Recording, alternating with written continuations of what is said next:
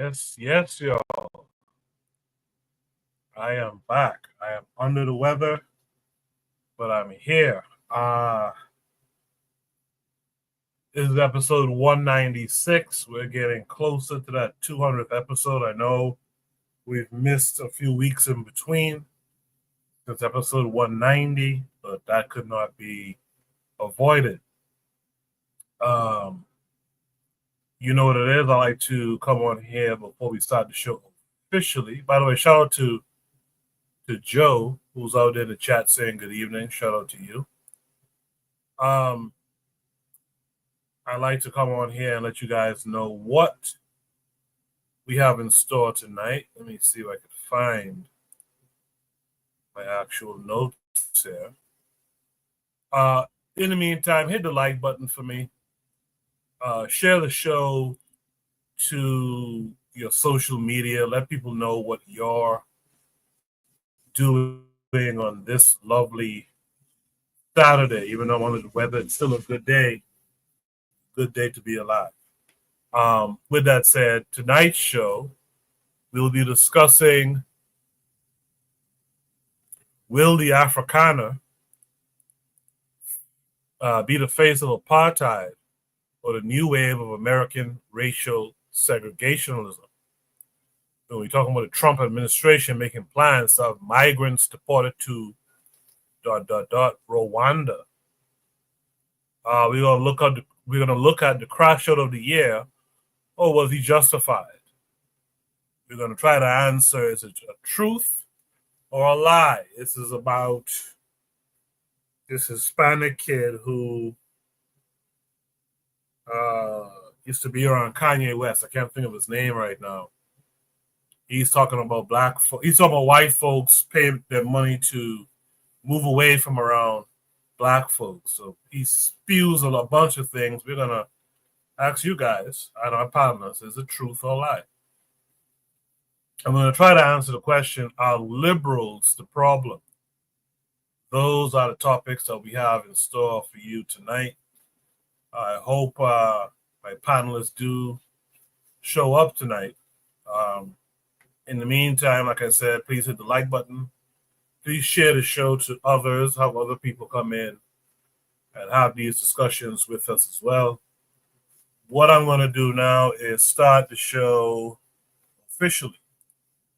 And on the other side, I'm going to drop Shoot the Breeze topic number 1, as well as introduce any and all panelists who join us tonight. So please stay tuned.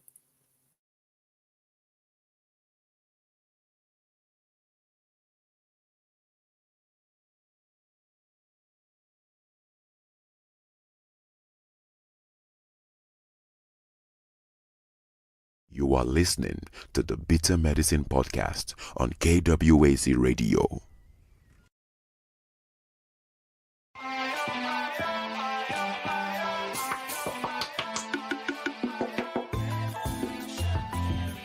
Welcome to the Bitter Medicine Podcast, where it's all about Black empowerment.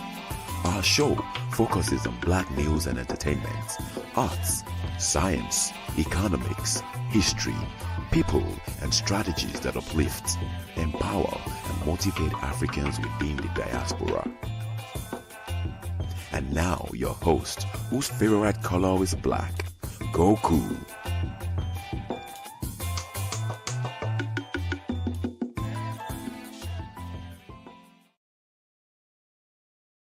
Welcome back to the Bitter Medicine Podcast. I am your host, Koku.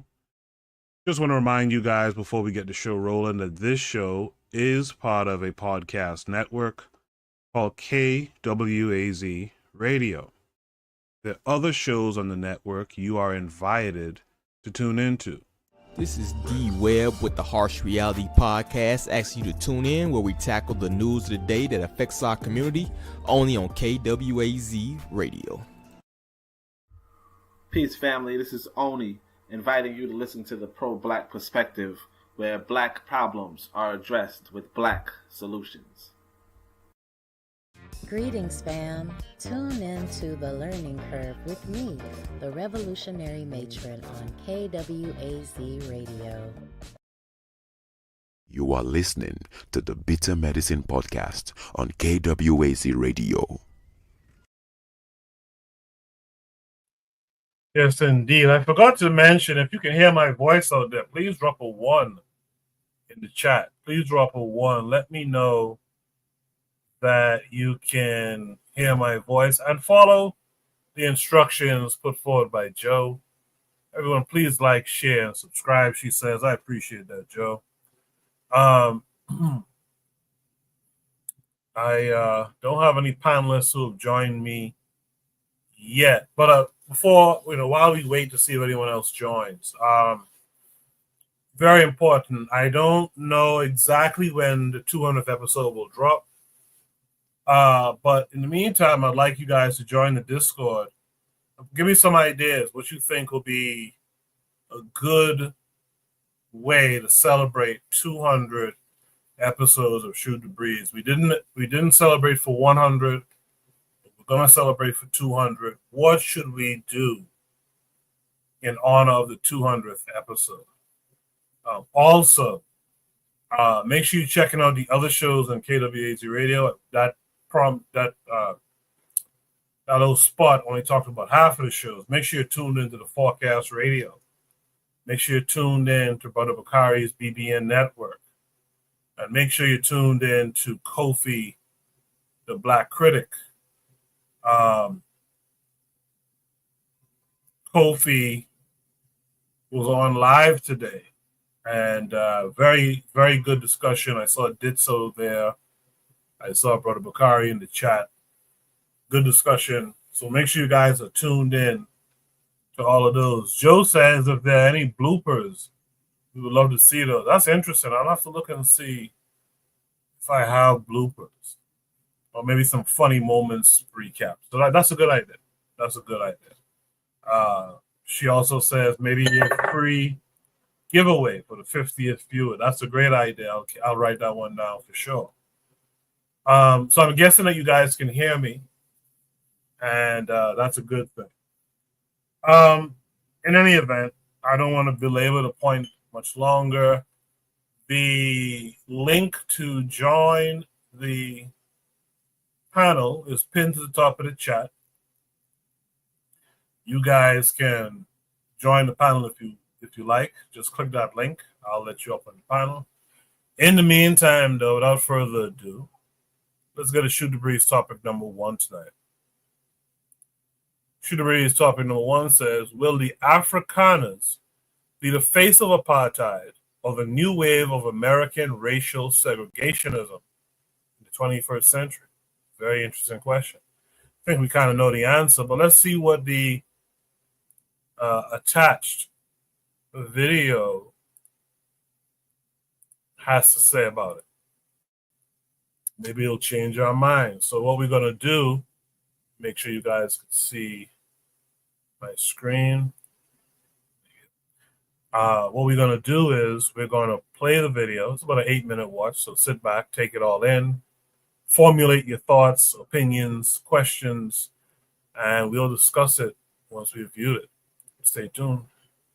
In a move that is already sending shockwaves across global diplomatic circles and stirring fierce domestic debate, President Donald Trump is set to fly in thousands of white Afrikaner refugees from South Africa to the United States next week. This development, confirmed by internal government memos and officials briefed on the plan, is the culmination of Trump's bold and controversial pledge to offer sanctuary to what he calls persecuted white South Africans, a claim that has drawn both support and condemnation since his return to office. The Trump administration has reportedly fast-tracked the approval process for the first wave of Afrikaners, many of whom are farmers and members of the white ethnic minority in South Africa, while refugee admissions for virtually all other groups remain suspended under Trump's executive order. This exception, crafted specifically for Afrikaners, marks a radical deviation from long-standing U.S. immigration protocol.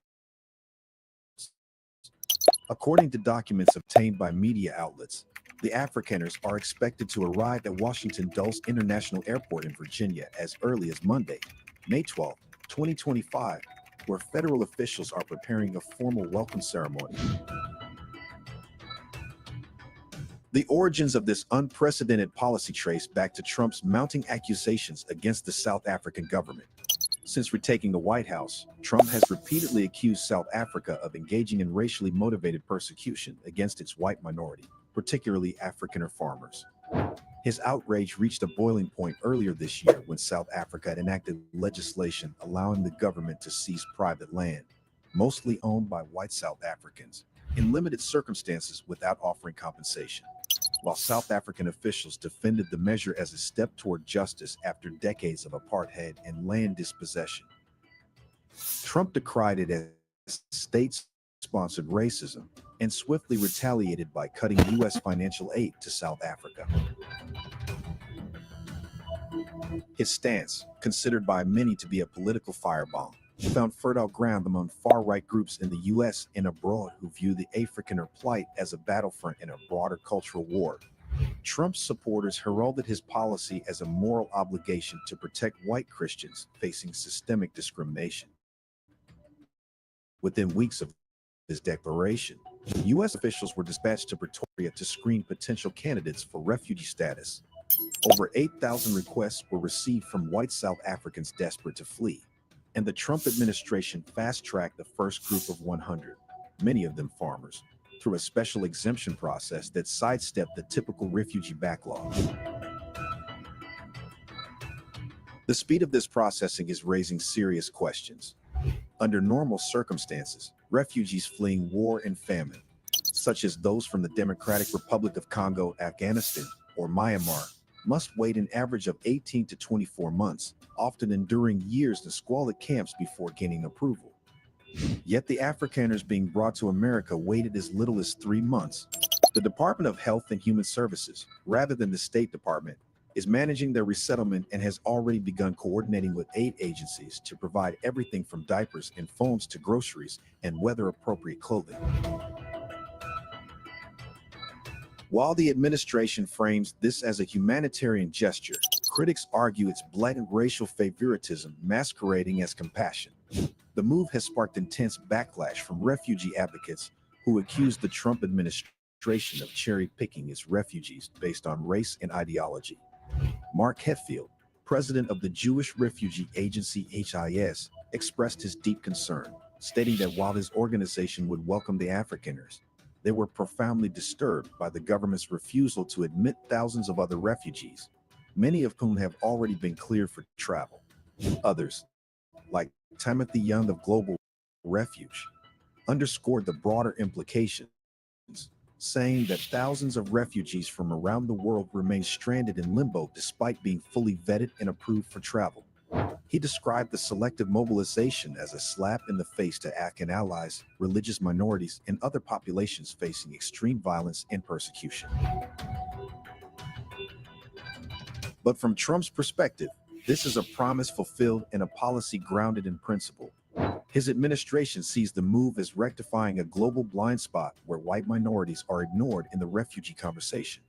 Trump has long championed policies that elevate Western civilization, and this latest act dovetails with his America First ideology and his base's desire to protect what they see as embattled Western culture. For some Afrikaners, Trump is a savior, marginalized, economically squeezed, and increasingly anxious about their future in post-apartheid South Africa. Some view the United States as their last refuge. They claim to be targets of rising violent crime and victims of systemic neglect by a government still grappling with the legacy of white rule. The Trump administration's swift action has been met with open arms in white enclaves of South Africa, where residents are reportedly preparing for mass departures. For them, Trump's intervention is nothing short of historic. South Africa's government, however, has pushed back forcefully, accusing the United States of meddling in its domestic affairs and misrepresenting its policies. Officials have called Trump's statements inflammatory and untrue, warning that the relocation of Afrikaners could damage diplomatic relations. They argue that the land reform bill has been distorted by foreign media and that violent crime affects all South Africans regardless of race. The most overlooked voices in this drama, however, are those of other refugees, those who have fled genocide, civil war, and famine, only to be sidelined by a system that appears to now prioritize race over need. This moment exposes the raw fault lines of America's refugee and immigration policy under Trump's second term. It's a policy torn between humanitarian ideals and political calculus, between equal protection and selective admission. The Afrikaner exception, as it's now being called in legal circles, may set a precedent that could reshape not just the U.S. refugee system, but the global image of America's role as a refuge for the oppressed. In the end, this story is not simply about planes full of white South African farmers touching down on American soil. It's about whose suffering we choose to see. It's about how power can elevate some cries for help while silencing others. It's about whether humanitarianism, once a bipartisan value, can survive in an era where race and geopolitics are now the gatekeepers of compassion. As the first Afrikaner families begin their journey to the U.S. next week, the world will be watching.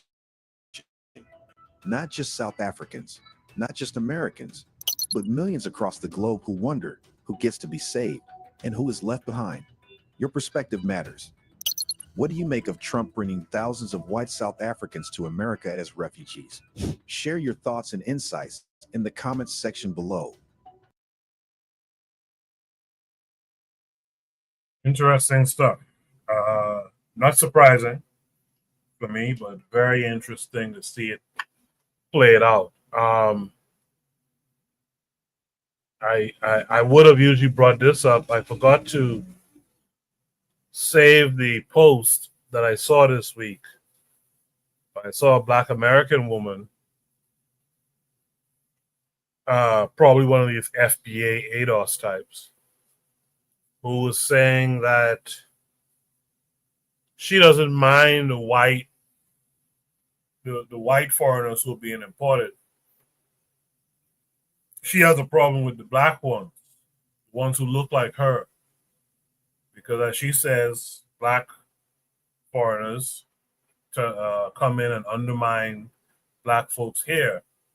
But basically she was saying she's okay with the white ones who come and undermine black folks in America. I found that very interesting. Now, she didn't say it quite that way, but she said it in a way of like, she kind of expects them to come in and be biased, etc. But to say that to me means that you also accept them undermining you as well. And again, that's not all Black Americans. That's just this group of FBA ADOS thinking Black Americans. Kofi had a whole conversation about them earlier today. With regards to this topic as well, which I find interesting. Right now, I only have one panelist. I'm going to introduce him, but I'm going to shut up Black Steel, who I see in the chat. So he said to this video, he said, hilarious. Right now, let me welcome in Bwana this week. Bwana, how are you?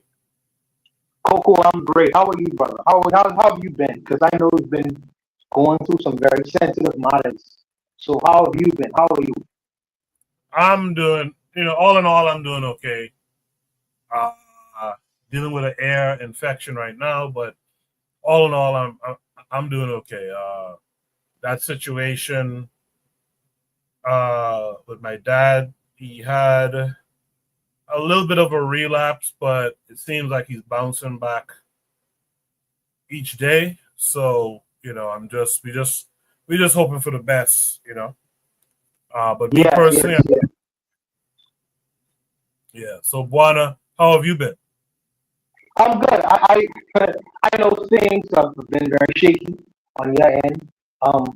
Tonight, I got to break out. I can't stay the whole night, because I'm dealing with some housekeeping issues, with the woman and all that good stuff. I was really thought you was gonna come on tonight, to be honest with you.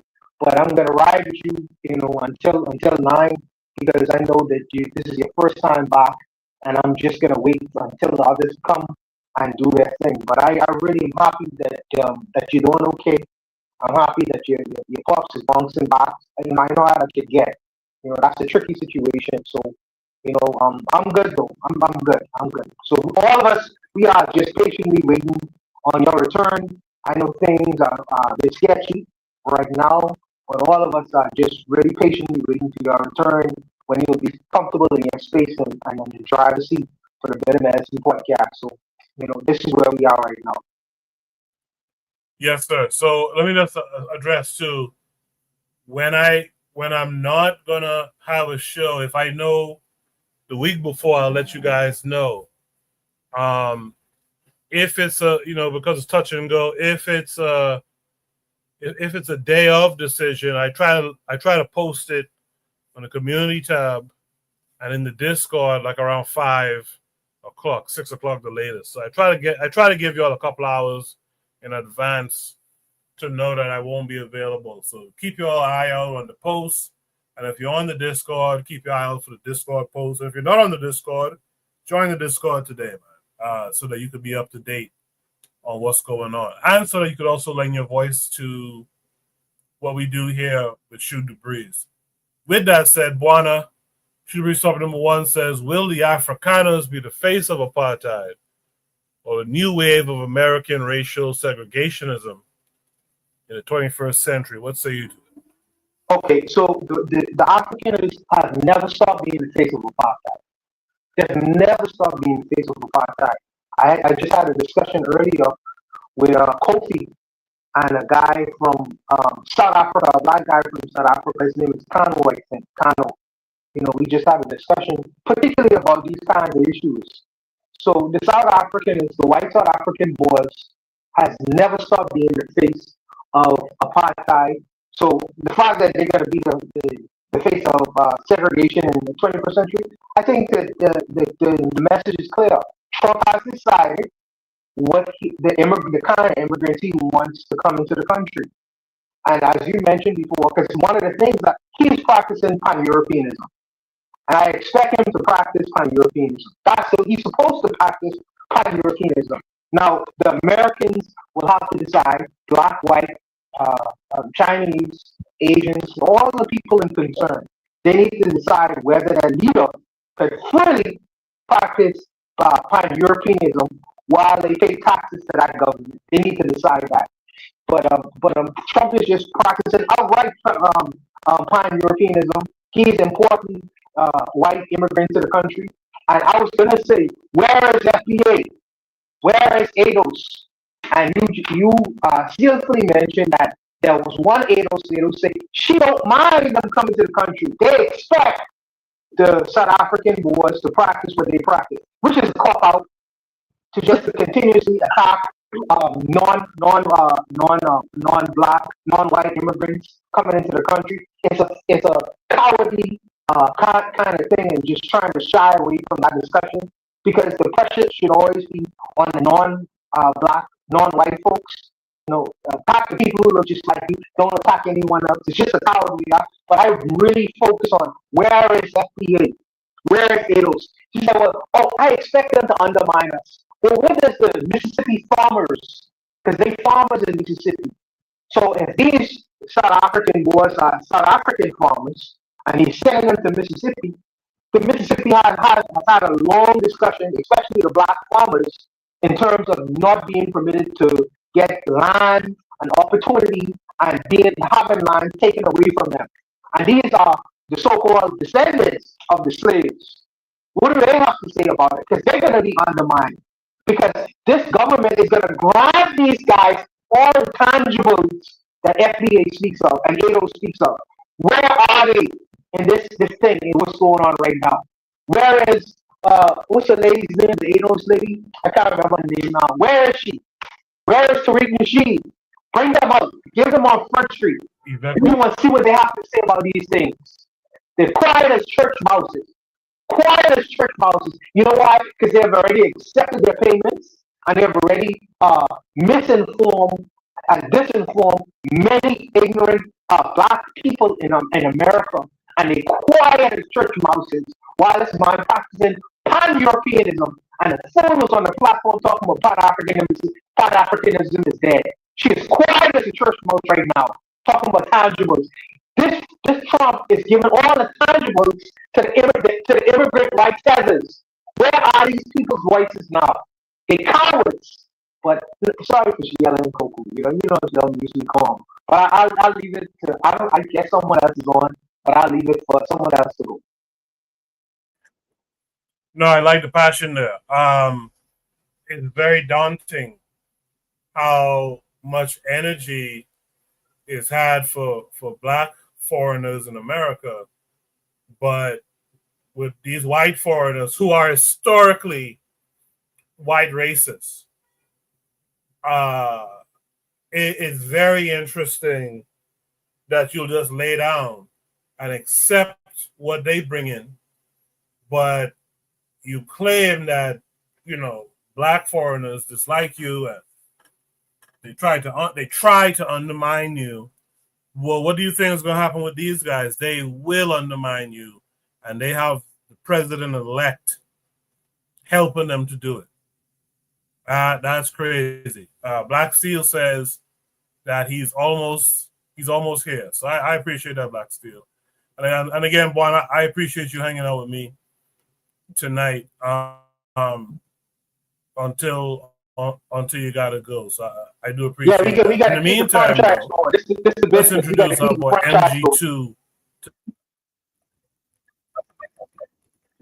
Yes, sir. Hey, MG2, how are you this week? Always good. Peace. Always good to listen to you guys. Buana, you know, I always enjoy listening to you. First off and first and foremost is I'm hoping, you know, and putting out the good vibes for your health, for you and your father. That's more important than anything at this point. Appreciate it. No, I appreciate you, man. You know, I mean, I listen as much as I can to as many of our folks, just to, you know, because there's so much that I think, for lack of a better term, we definitely have we've definitely been impacted by, as Dr. Amos Wilson would say, demonic spirits. But you know, when you ask the subject about what these foreigners, for lack of a better term, these Boers, these apartheidists, and will that be a new racial segregation? Well, I mean, their segregation has never really left. You know, I mean, it's always been this way. A lot of times, people are looking at the 60 roaches that they brought in, and they're not really recognizing that the same ones that backed their so-called presidents for the last 3 administrations were all for you know, apartheidist Boers. You know, this so-called tech industry was basically built. Whether it's Peter Thiel, Roland Botha, David Sachs, whether it's Elon Musk, it doesn't matter. I mean, it's been, you know, and many that got bailed out during the regional banking crisis, because, and that was under Biden, many of those individuals were also quote unquote Afrikaners. So it's, you know, without a doubt, you know, a lot of folks think that this is kind of new. This is, you know, basically they're just getting what they paid for. And it reminds me of a story that you know, once upon a time, there was this one house, and the house was very clean. I mean, there was immaculate. The people, they would dance, sing, everything was all good. They had no problems. You know, they loved each other. They admired. And what happened is there was something that came through this neighborhood, and they wanted to. They didn't have a place to live. Now, these individuals didn't have a place to live, but they were just, you know, they were very vile. They would take things. You know, they were very unclean. It didn't matter what it is. So they went into that house and disrupted the house. I mean, you know, they stole things from the house. They made the house dirty. I mean, basically, I mean, anything that you could see as a so-called neighbor, and they were neighborly, but they came as they thought they were neighbors. Anyone that would think in terms of something that was the most unneighborly thing that would ever happen, that's what these foreigners did, for lack of a better term. They completely sold the house. Then what they did is they went, and all the stuff that they took or anything that they could ransack, they went across a couple of blocks away and built their own, or else had their own homes in their own neighborhoods built. So what happened is some of the individuals that were in the original house, unfortunately, ended up, whether they were kidnapped or whether they went there and begged to be there, whatever, they ended up in the house of these really dirty individuals. I mean, we're talking, complete degenerates. So what happened, is these guys got accustomed to living amongst these degenerates, and there were a lot of roaches and this and that. That's just how they are. That's what, how they live. And so what happened was the degenerate said, hey, do we have any more things we could take? Matter of fact, we're going to take all the roaches away from the original house that we stole everything from, and we hurt, we ransacked it. We even want our roaches. And they went in and they said, hey, we'll pay for any roach to come in. Matter of fact, they left the food out. They did everything in order to drive those roaches back to square zero, because that's what these degenerates do.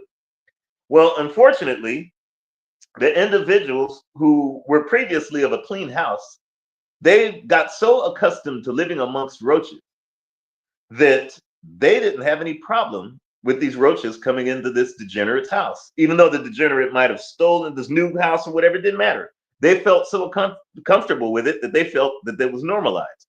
But the original house had a chance to start getting clean.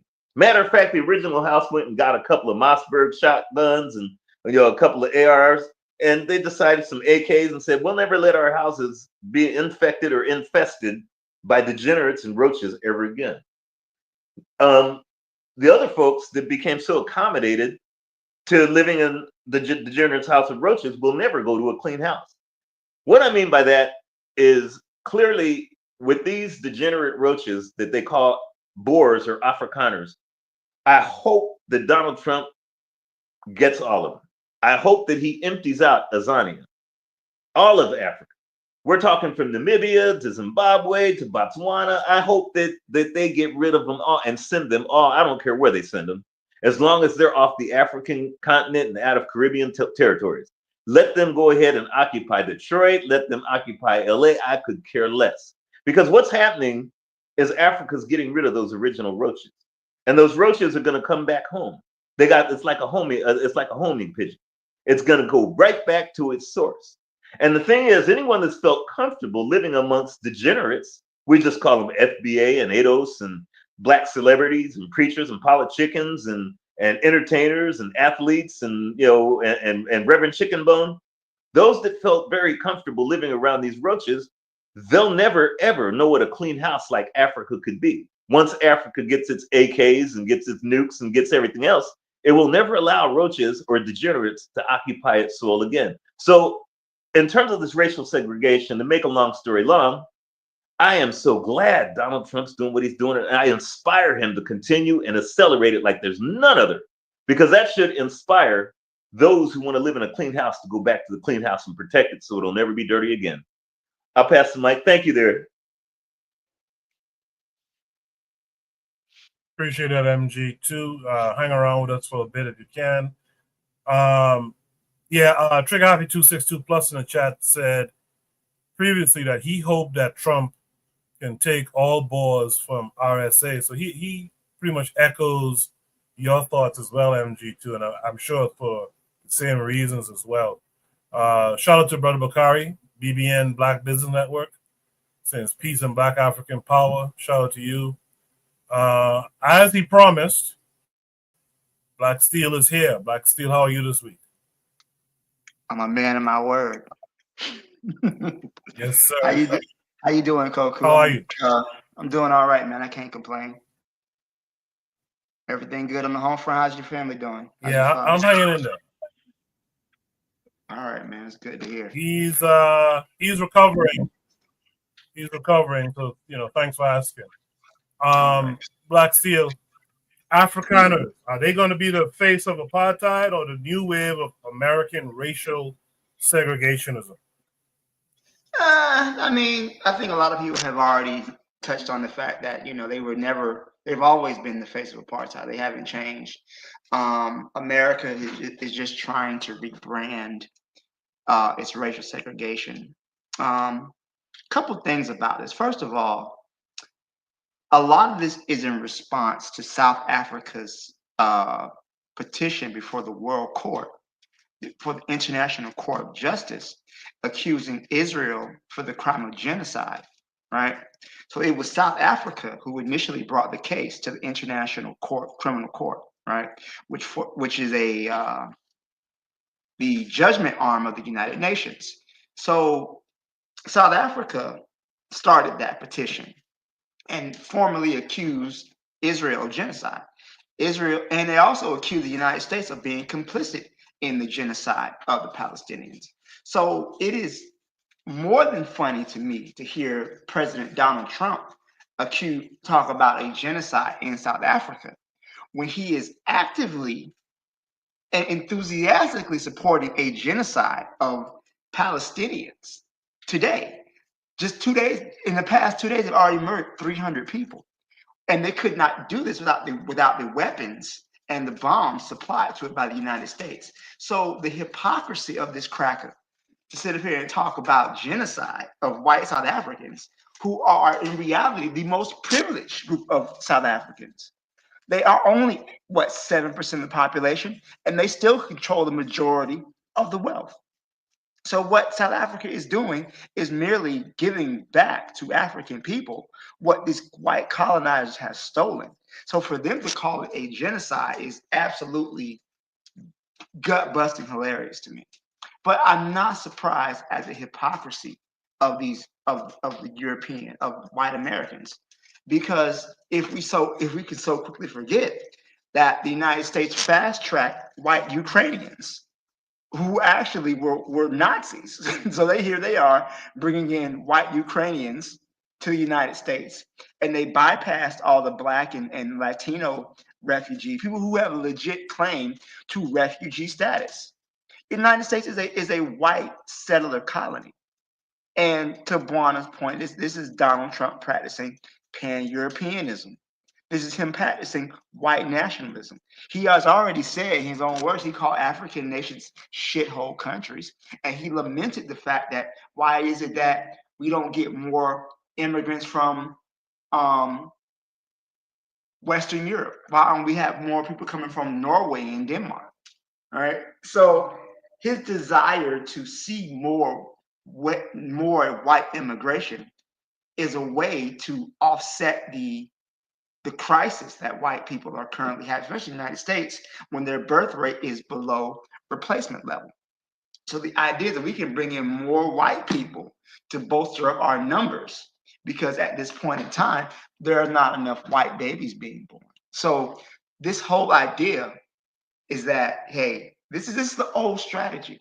This is not anything new. This is what white people have always done, right? When they're in fear of a demographic crisis, they'll bring in white people, more white immigrants. So, and what happens is that people who were previously not considered white, once they cross the Atlantic, they then become white because they need them to bolster their numbers. I talked about this before. Irish people in the 1800s, Irish were not considered white. They come to America, they get mistreated. And okay, now we need them. There's more immigrants coming. Now you're white. Italians were not considered white. Okay, now they're white. They were considered to be swarthy. You know, Italians were lynched. There was a famous case where 11 Italians were lynched in Louisiana at one point. Now all of a sudden, boom, Italians are white. You know, Southern Europeans, Greeks, Albanians, Slavic people. Oh, now they're white. Now, once they come to America, now they're white. So the idea that Trump is bringing these people over is not surprising. I don't know if they're going to become the new face of apartheid. They may very well have them replace the labor that was being done by the immigrant population. You know, they want to send all the immigrants home. They want to send the Mexicans and everybody else back out the country. So maybe these Afrikaners, since they're farmers, they can get out here and pick these strawberries. They can get out here and work on these people's roofs if that's what they really want them to do. But the question is, are they going to work for the low wages and the hard hours that these Latinos, these Mexicans, and these Haitian people have been doing? Because America needs immigrants to survive. Again, who's working in the slaughterhouses? Who's working in the meat packing industry? It's mostly immigrants. But they don't want these immigrants. They want the ones that look like them because they're fear of their being outnumbered, which they are being outnumbered. So this is just a reaction. Again, Donald Trump is a white supremacist. He's a white nationalist. His administration is full of white nationalists. FBA is a anti-African hate group, which I am even further convinced that 80% of them are white people behind those screens, right? And the other 20% are self-hating coons. I've never seen the FBA march. I've never seen an ADOS community outreach group. They're not feeding kids. They're not trying to do stuff for the community. They sit online and they talk shit about other Black people.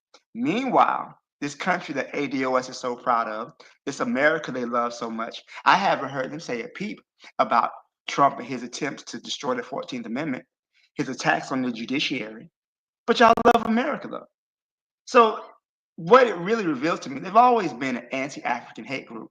Some ADOS lawyer, whatever the fuck, was talking about reparations. And it was so funny, he didn't want reparations from Spain or Britain or France. He wanted reparations from the African nations that sold us into slavery. And I told him it was a dumb idea.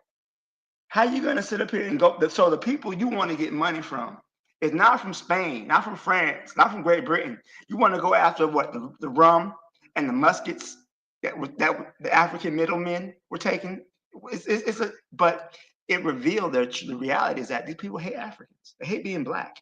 They want to be American, and you can't be American. America and Black is this country hates Black people. Always has. So they have to erase their original sin, which is of being Black, which is to be anti-African. They want to go attack other African people. But yeah, I'm not surprised by this. This is not even even a shock to me. I mean, again, he brought in the Ukrainians earlier in this a couple of years ago. So the idea of fast tracking white immigrants while removing Black immigrants like Haitians. A Haitian woman recently died not too long ago in ICE custody. You know how you see on the news, ICE just jumping people in the street and dragging them off to God knows where. This is ethnic cleansing. That's all it is. This is ethnic cleansing for a white ethno state. That's it, and that's all. I'll leave it there. Thank you.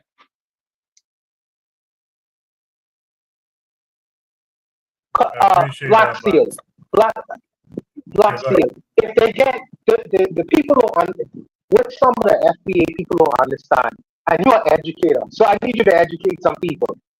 If they get rid of the 14th Amendment to the United States Constitution, the FBA people thinking in their minds, oh, they're gonna get rid of all these ugly African and Caribbean tethers. But don't they know? But if you get rid of the 14th Amendment, you are not a citizen either. You ain't a citizen either. You get rid of the tethers, but that means you are not a citizen either. Exactly. Lord have mercy. I don't understand, man. Maybe it's me. Am I going crazy? No. You are an American person. You're supposed to know these things. You're supposed to know that. If you get rid of the 14th, you get rid of yourself too. You killing yourself. Yeah, Lord have mercy. Lord have mercy. Anyway, is that the average American does not read above a 6th grade level, right? 54% of people in this country don't read above a 6th grade level, right? So I'm not surprised at all that this ADOS FBA belief that they're going to get rid of these dirty immigrants. Or what do they say? They say that, oh, well, the 14th Amendment, birthright citizenship was meant for the children of slaves. It was never meant for these illegal immigrants and all this other stuff. And I don't know why these people think that they're special, right? You really think white people can tell the difference between an African and someone who was born in the United States? What was the brother who got killed in his home? Botham Jean, the man who was eating ice cream in his house, got killed by a white cop. He was from the Caribbean. You think that lady stopped and say, "Oh, where are you from? You from St. Vincent? Okay, I won't kill you." No. Or the Congolese immigrant man who was shot in the back of his head, or the black man who back in the 80s who was murdered by a white mob in some mainly Italian borough of New York. I think his name was Yusuf Hawkins. One of but it's ridiculous on his face, which makes me think most of them are white, and some of them are self-hating Black people. There's a lot of Black people who hate being Black. Unfortunately, a lot of Black people who hate themselves. But the idea that, first of all, what Trump is doing is blatantly unconstitutional. So for those of us, those who might be listening, who might not know too much about United States government, how it works, the 14th Amendment was the amendment that basically gave citizenship to those people who had been enslaved prior to the Civil War. And it was signed initially, it was done back in 1868. It gave citizenship, it enshrined due process rights.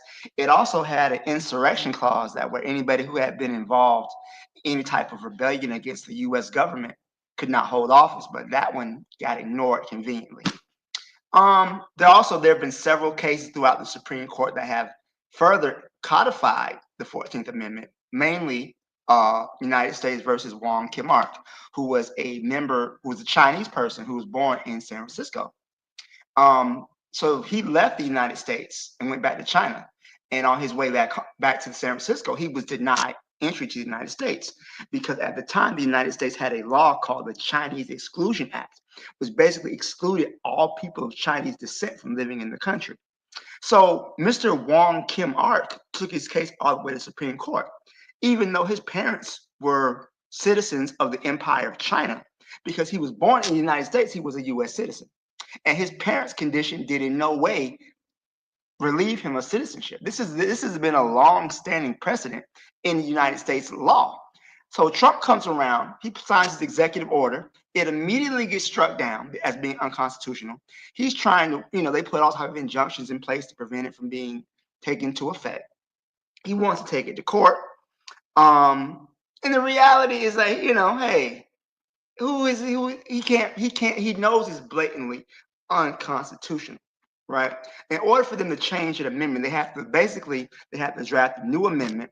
It has to be ratified by 2/3 of the House, 2/3 of the Senate, and then approved by 3/4 of the states. That's how you change the Constitution. But Trump doesn't want to do that.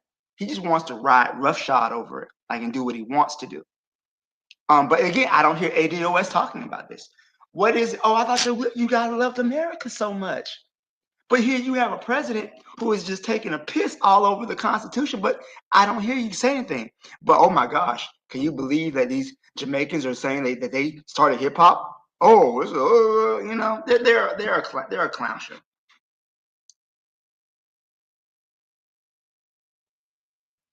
Well said. Correct me if I'm wrong. And by the way, Buana had to step down to handle some business, as he mentioned earlier. But that gives me the opportunity to speak to MG2 and Black Steel as Africans in America.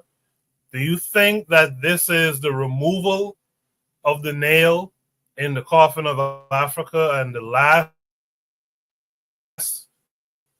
final nail in the coffin of Africans, Blacks in America? Do you think this is it? You said the final nail in the coffin. Do you think the final nail in the coffin? Yeah. In the coffin of African, of Black Americans. You know what? I'm so glad you said that. Man, I can't say absolute it is, but one thing I could say is it might be the beginnings of, it might be in its nascent version. Right now, it's a renaissance. It's one of the most incredible renaissance that African people, especially when you're looking what's happening in the AES and other nations that are seeing, what's going on with the AES. It's literally becoming in other words, it reminds me of the last scene in the movie The Wiz, where folks were dancing after, the Wicked Witch was gone. That kind of, we're actually seeing the nail in the coffin of not only because of, in terms of the physical removal or the geopolitical removal of, Western so-called, I just call it Neanderthal power, Anglo-cracker power, whatever. We're not only seeing that, but we're also seeing the fact that others are starting to, are saying, hey, we see this Achilles heel. We're not just going to go ahead and let it live in peace. We're going to compete and destroy it. And I saw that recently when you saw what happened between India and Pakistan. Again, subjects of unfortunate colonization of Peckerwoods. You saw it when Pakistan knocked down French fighters and just took out a Russian S-400 battery today. So the thing is you're seeing the things that Western powers run on, and I talked about this just early this morning. They run on two things: intellectual property, which is nothing more than monetizing somebody else's idea, or as Dr. John Henrik Clarke said, the only thing that the crackers ever invented was the patent office. And the other rung that runs Western power is their military dominance. Okay, and the thing is, they're losing on both fronts. And when you say that this is the nail in that coffin, not just because of the ideological standpoint of well, finally Africa can stand up, and it's more than that. It's more to the point where folks are not only looking at it ideologically, but they're looking at it very productively in terms of, wow, okay, I'm seeing that the Achilles heel of somebody who's been on our neck for centuries. I'm seeing that real Achilles heel. Not only will I go ahead and kick them out of my country, but I'm gonna cut their heels. Okay, I'm gonna make sure that they cannot do what they did for the last 500 years again. We're seeing that with other nations. Answer Allah, we're seeing it. I mean, across the board. So the thing is when you say, is it the death of or the nail in the coffin of Black America? I hope it is. I can't wait for it to be, because the thing is so-called Black Americans, for lack of a better term, we still, even in our lexicon, even in our euphemisms, have not accepted that we are Africans. Anytime I hear somebody talk about African American or Black American, whatever else, the thing is you have a noun and you have an adjective. And that's English language, not mine. This is their language. The thing is a noun in their language is a person, place, or thing, or something that's really tangible, and not some idiot that this homosexual Tariq Nasheed came up with. He really didn't come up with it. It was we commodity traders that called things tangible. But these FBAs call, oh, where's my tangibles? They have no clue. The thing is in English, their language, not ours, their language, it's a person, place, or thing, something you can touch, taste, smell, see, hear. It's actual physical property. Then you have in their language what's called an adjective, which actually describes that physical property. The thing is, one is abstract and one is actually definitive. One is indefinite, one is definitive. Definitive means, hey, it will not change. A chair is a chair. You can call it whatever it is, but you're going to sit on it. Indefinite is my blue, maybe your aqua. In other words, it's abstract. So the thing is, when you ask, is it the nail in the coffin for Black America? I can't wait for it to be that, because that will force us to look at the definitive of who we are, and that's Africa. That's Africans. Okay, that is not just Black folks, but I'm talking we are African. And what I mean by that is the noun, for lack of a better term, I may live in a house, I may live in a hotel room, or I may live in a condo. I'm not an African condo. Okay, I'm an African. Where you live, or I should say where you reside, does not necessarily tell you who you are, as Dr. John Henrik Clarke would say. The thing is the death and the nail in the coffin of Black America couldn't come fast enough, because what it's going to take is it will actually make us more individual collectivists, because we have no other choice, no different than what happened back in the other, for the last 500 years, or we could continue as collective individualists and die in the vine. So it's not only the nail in the coffin of the Boers and the colonists, thank God. And again, this is in its nascent form. This might take a century, but at least it's happening. But the more important thing is it's driving the folks to go back to that clean house that was invaded by roaches, and we have no other choice but to be clean Africans again. I'll pass the mic. Well stated. Black Steel, you wanted to add anything here? Could you repeat the question, Coco? Yeah, the question was, I think I kind of convoluted it, but MG2 figured out what I was trying to ask. Is this the final nail in Black America or Africans in America? Meaning, like MG2 said, like, will this make Black Americans or Africans in America come together, unify, and recognize that they're Africans? What are your thoughts on that? I don't think so. And I would say we didn't come together when they were bringing in Ukrainians. We didn't come together when they were bringing in, people from the Balkans in the 90s, from Eastern Europe. We didn't unify then. What makes these Boers any different? Well, like I said about the Ukrainians, a lot of Ukrainians were straight up card-carrying Nazis, right? How are they any different from the Boers? So no, I don't think this is going to this is going to be anything that's going to be a death knell for Black America or anything like that, right? If anything, it should just lay bare. Black Steel. Yeah, go ahead. Let me ask this question then to you. Do you think the removal, and hopefully there's more removal, of the Boers from South Africa, do you think that will allow South Africans to unify, organize, and reclaim their power?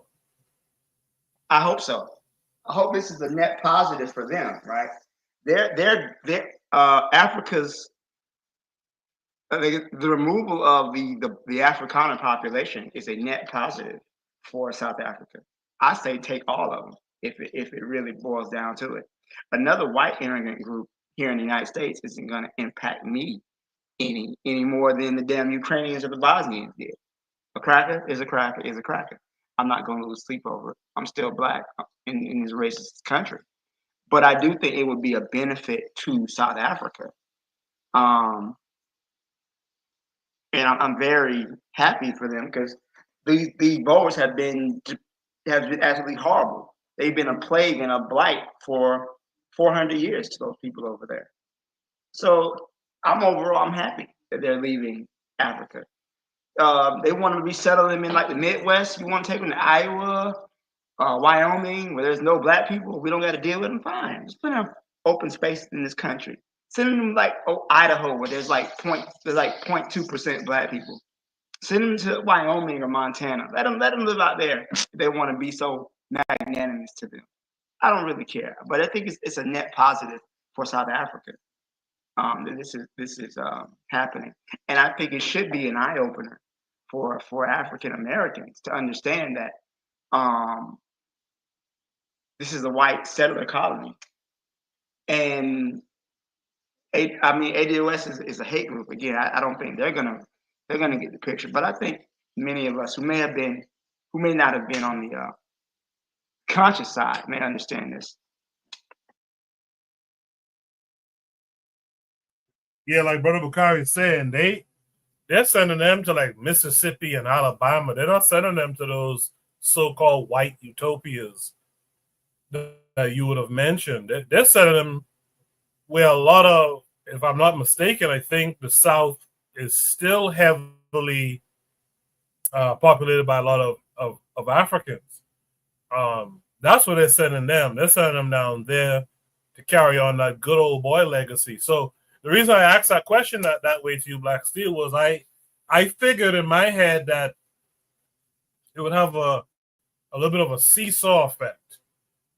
You bring a bunch more of these white folks, in particular these Boers, who bring that old school apartheid ideology, and that would kind of reinvigorate the South and bring back that old school, white racism.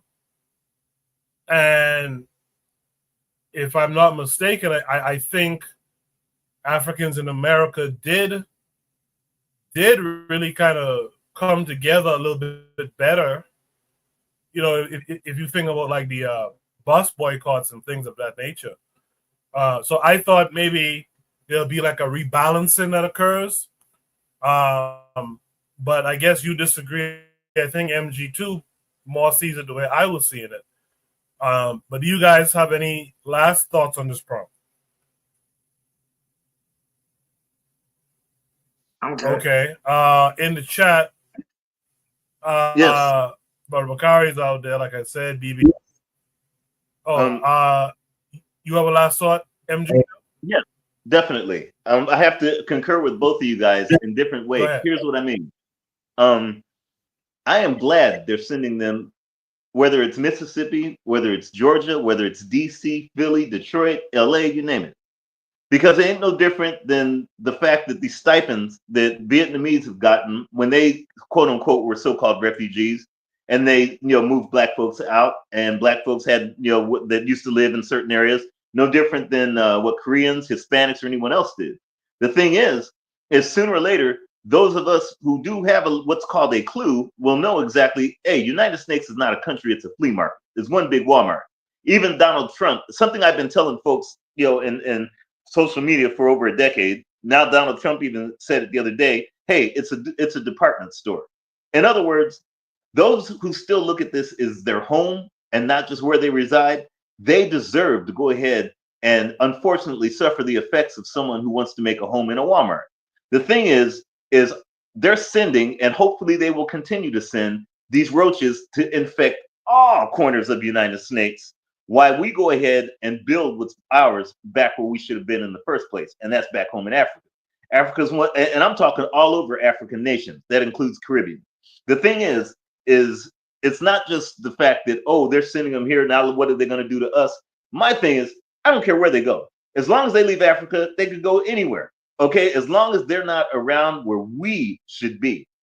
We should not be as like mice in a snake den. We should not be in a stolen territory, a stolen people in a stolen territory by thieves, by murderers, by rapists. We should be where we were actually our original, for lack of a better term, as Dr. Marimba Ani would say, our silly is. So therefore, I have to concur with you both. Hey, if they keep sending them, hey, let me know, and I'll go ahead and shoot. If I have to promote it and jump around and have a celebration, let it happen. My thing is, those who are very intelligent as African people know when they leave, it's our opportunity to build Africa greater than anything than it's ever been. That's if we want to do that. I'll pass the mic.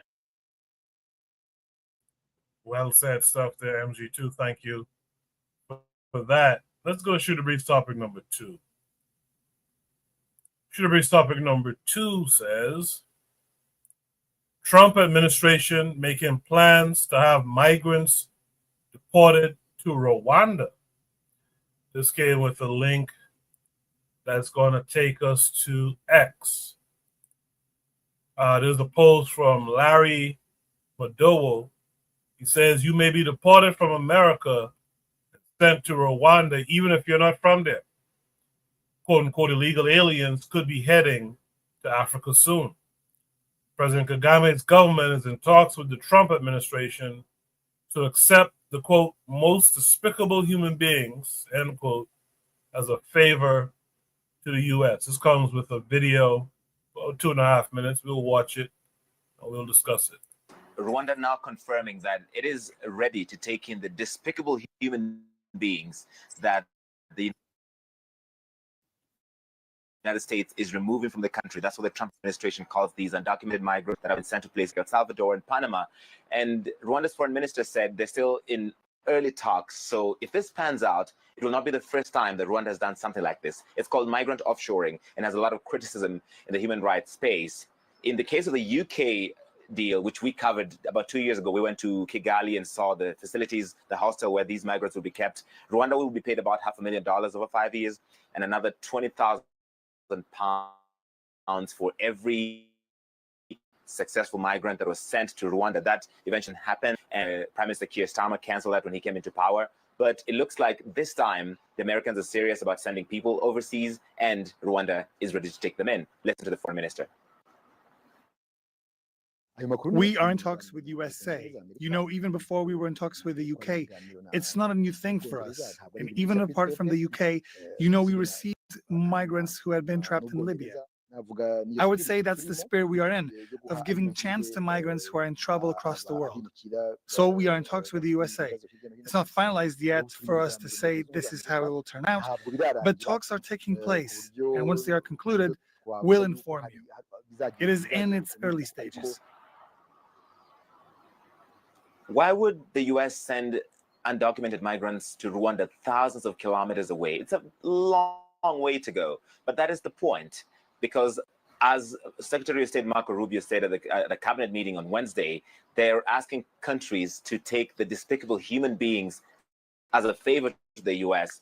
And he also added that they want to send them as far as possible from the U.S. because they can't come back over the border. So this is why Rwanda is an attractive proposition. And Rwanda needs the United States to help in this conflict it has in the Eastern Democratic Republic of Congo, where the DRC accuses it of arming the M23 rebels there, and the U.S. has made some efforts to mediate there. They signed a declaration of principles recently, so you can see why this is a quid pro quo for Rwanda and the U.S., and if it does pan out, this would be quite an interesting one, and certainly the furthest that undocumented migrants have been sent from the U.S. Zane, Diana? Yeah, those comments by Secretary of State Marco Rubio really did raise a lot of eyebrows last week when he talked about sending America's most despicable human beings to other countries and essentially saying, hey, can you do us a favor by taking them off our hands for us? Larry Meadow, live for us there. Thank you. This is very interesting. Like Trigger Happy in the chat said, how many times are Rwanda putting these convoys? Just tells you that Kagame is never credible if he even allows himself to be bossed around. Him being bossed around is due to his status of serving other countries and their interests. This is wild stuff. While America is trying to clean up its country of certain types of criminals, much less certain types of people, you're going to accept those people into your country. You're already having problems. You're already having conflicts in the eastern part of your country and all that stuff. That's some wild, wild stuff. Let me check to see if there's more to this post, if it's a thread or not. It looks like it's a little bit of a thread. So I'm going to play this next video. Larry Meadow says, why would Rwanda accept deportees from America? It's called migrant offshoring. And I explained why 2 years ago when it did a similar deal with the UK. So this is a 3-minute video. We'll watch it and then we'll discuss everything. These are the final touches at Hope Hostel in Kigali before the first migrants deported from the UK arrive. And so this is the new place waiting for the migrants. Feeling that until we house the young survivors of the Rwandan genocide has a new purpose. This newly renovated hostel can host up to 100 people, 2 to a room, and sharing communal bathrooms. So this is one sample room. Yes, this is the one sample room for the first floor. Amenities. It's got towels, it's got an iron box, it's got a change of sheets. Yes. This is where the migrants will live under the watchful eye of Rwandan authorities. The hostel is not luxurious, but the Rwandan government says the migrants will be free here, not in detention like in the UK. Officials also promise support for at least or until they're self-sufficient. But the plan has been widely criticized by many refugee rights groups in the UK, internationally, and here in Rwanda. The main opposition party here says Rwanda shouldn't have to bear the UK's burden. It is their responsibility. So you think the UK is violating its international obligations by passing that off to Rwanda? Yes. And we don't see why. We are still struggling over having enough infrastructure, electricity, water, roads, schools, hospitals. We are not the same like UK. We have to think twice. Rwanda and the UK expect this migrant scheme to disrupt the business of people smugglers. But many international bodies, even the UK, rank Rwanda poorly on some human rights indicators.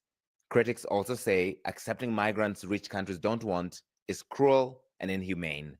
It's cruel and it's inhumane that people are dying in the desert, trying to cross the desert, making these dangerous journeys, drowning in the Mediterranean. We're interested in protecting vulnerable people, and this has been our philosophy for the last 30 years. We have fast processing.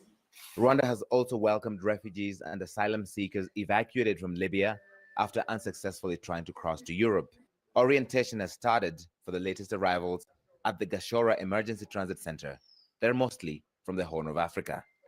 How do you compare the conditions in the 4 years you spent in Libya and here in Rwanda? Actually, it is so difficult to compare it because we can say from hell to heaven. Being in Libya to Rwanda is like coming from hell to heaven. Yeah.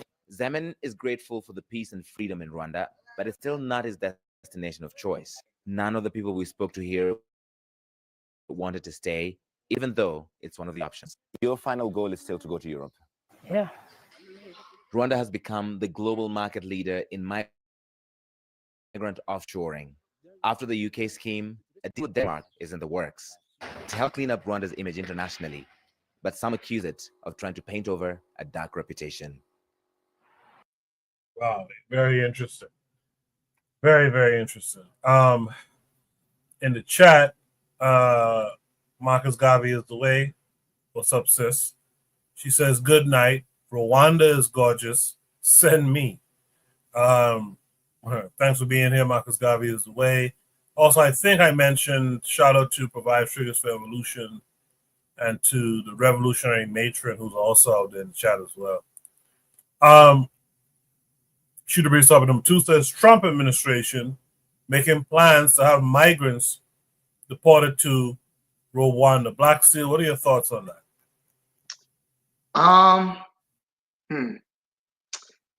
Black people, this is for us. Black American, this is for us. You think this Trump administration is bothering to see whether or not people are citizens or not? They've already removed 2 children who were born in the United States, U.S. citizens.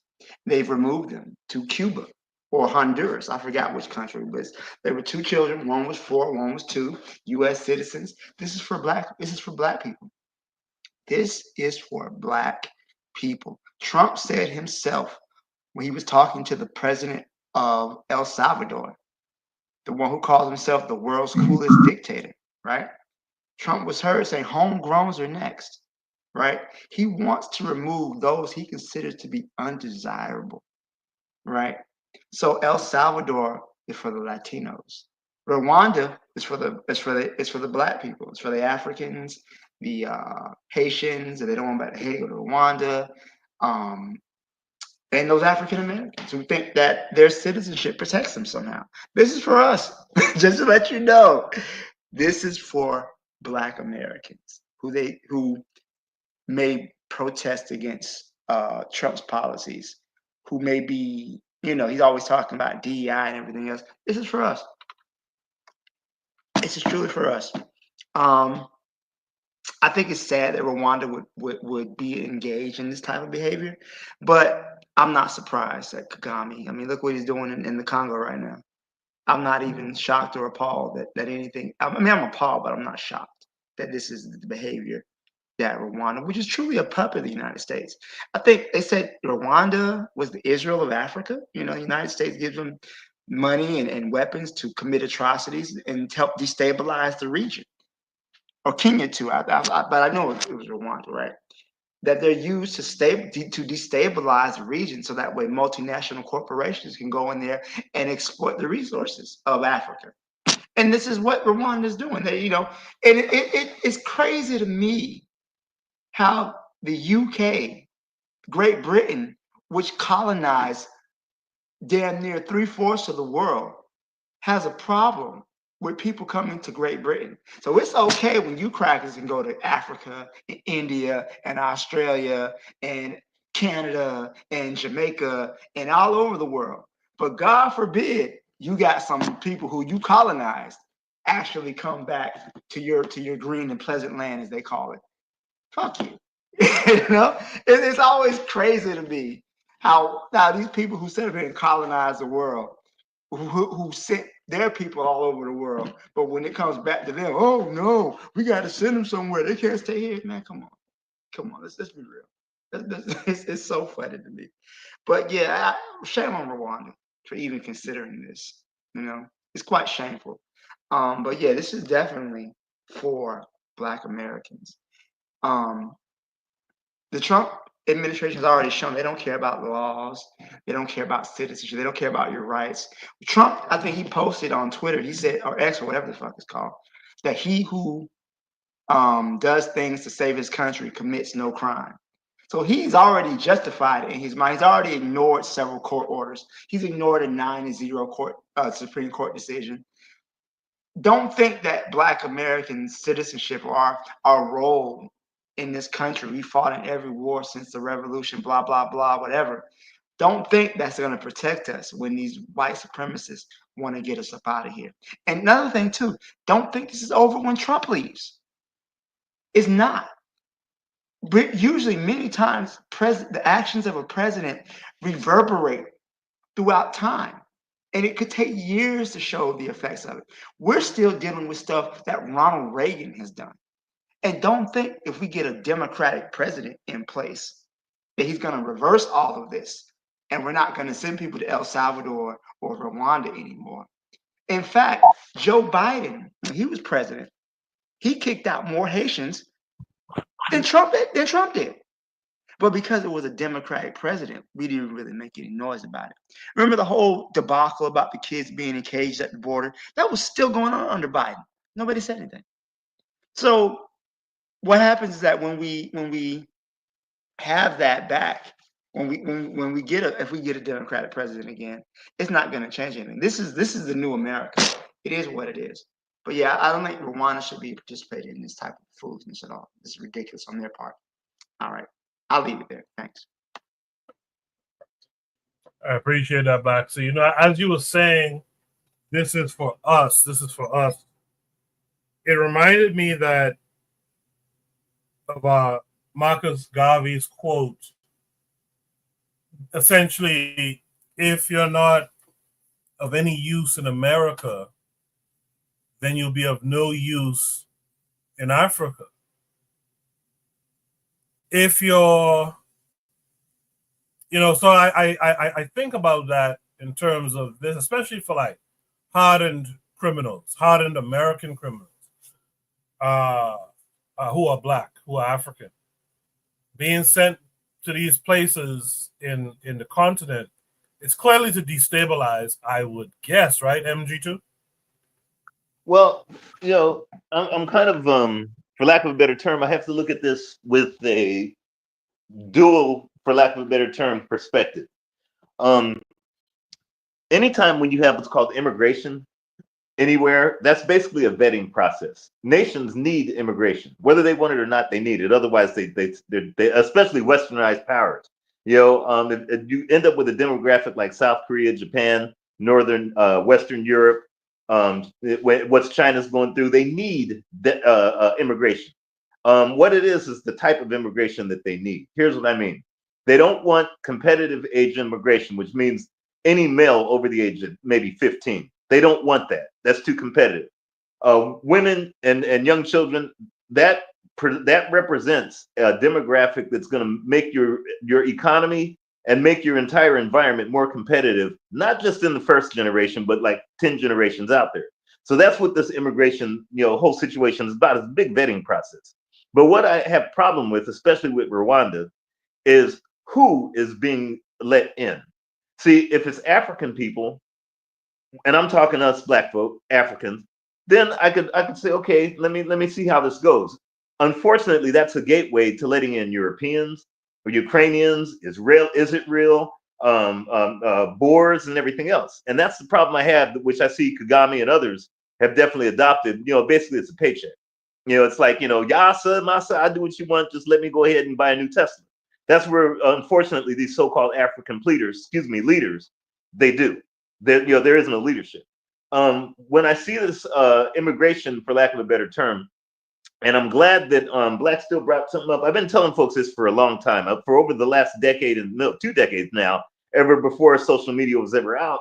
Basically, what you had is Europe had colonized the world, okay, through destruction, through exploitation, molestation, you name it. The world, because of its demographic, has grown more than Europeans who are dying. Again, that vetting process. Now the world is colonizing Europe in a way Europe cannot handle, whether it's through their technologies, like I brought up with China earlier, or whether it's through their militarism, like Ansar Allah, or even if it's with the bodies, shall we say what they call Hispanics and folks that are dying in the Mediterranean. The world is now recolonizing. In other words, it's not like they want to. It's like because of the disruption that Europeans have caused. Remember, you're dealing with a so-called race. We're talking Peckerwoods that have molested, conquered, destroyed, manipulated, altered everything from the smallest, which is the atom, to outer space and everything in between. There is nothing sacred and nothing safe from a European. So the thing is now the world is, because of the disruption, is now something that Europe cannot handle. That's why Britain, and I don't call them great. That's one thing I'll never call these bastards. The Britain and all UK or whatever. That's why they're like, we can't let them in, because now they're being colonized. But here's the other kicker. I've been telling folks for over a decade now, since like 2002, that basically when George Bush, this is even before, this is when George Bush was in office, he came out with this thing called extraordinary rendition. And that was, again, another vetting process, kicking out the competitive age demographic, whereas you allow those that make you more competitive. What makes you competitive is not young men in your soil. What makes you competitive as a demographic are young childbearing women and young children, because that builds those numbers of that middle class. Basically, Western culture is a Ponzi scheme. Okay, you pay for whoever's, whoever the next generation is going to pay for this one. That's all it is. And they need that Ponzi scheme to continue. So what happened is extraordinary rendition was a vetting process in order to get rid of competitive age males. At the time, they called them Arabs and Al-Qaeda and all this other stuff. In other words, they were taking them over to black sites, what they call black sites in Poland, Romania, Kazakhstan, Uzbekistan, Colombia. It didn't matter where it was. And it was basically a way that United States had franchised its security apparatus. We call them prisons. It was a prison franchising basically mechanism. And anyone that knows Western economy or Western culture, or any, the way that that economy normally works is you take natural resource, you industrialize that natural resource, then you commoditize the product, and then you franchise the organization. They did it with us, called slaves. Now they're doing it with Big Macs, with cows, and with coltan, calling iPads. It's the same thing. But what they did is they franchised this industrialized commodity called prisons. Okay, it started from slaves, then it ended up with the prison, and then they commoditized it, and that's why you could bet on on prison stocks, and now it's franchised. And the franchising of that enslavement mechanism that we now call prison industrial complex is extraordinary rendition. And so, as I have to give kudos again to Black Steel, he was right on the money when basically what they're doing, it's not just a Donald Trump thing. This was something that was put into play way before he was out. We're talking Jimmy Carter's Project 2000. This was something that was back even before, when Nixon had an issue with Vietnam. What they are doing is they found that we have a monetized, for lack of a better term, a zero-sum game in terms of something that makes money, and that's called their prison system. Back then, we just called it slavery and Jim Crow. But this system this institution is a moneymaker. Their stocks never go down. So the thing is when they're over capacity, which is what's happening in terms of geographically, what's happening to Western nations is an overcapacity into this framework of franchising their slave system called prisons. George Bush comes out and calls it extraordinary rendition. So that's why you have Guantanamo Bay. That was extraordinary rendition. That's why you have all these other prisons in Eastern Europe that are still being occupied by Arabs. Well, what does Donald Trump say? Oh, wow, it's not just him. Again, a lot of folks, they center things on him. The guy doesn't know, he couldn't spell his name on a good day. What it is it's the United States' entire infrastructure that said, hey, we're losing on the only two things that actually make us money, and that's the security apparatus and intellectual property. We need to make money. Oh yeah, we could franchise this no different than we did enslaved Africans. Now, unfortunately, it's because of how we've adopted European so-called culture, which is a death cult.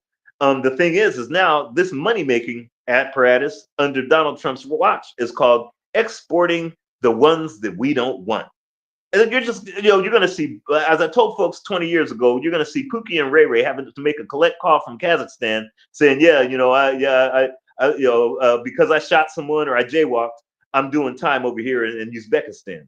And Uzbekistan, it's a money-making enterprise. Anyone that knows security apparatus knows that their stocks don't go down.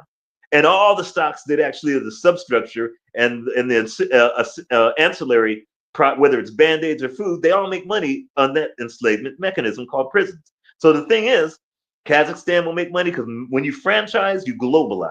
And that, in other words, it's a globalization of the slave system, prison industrial complex. I told folks 20 years ago, and you're going to experience it on steroids now because Donald Trump, for lack of a better term, or that office has no accountability to their courts because their real government is their courts.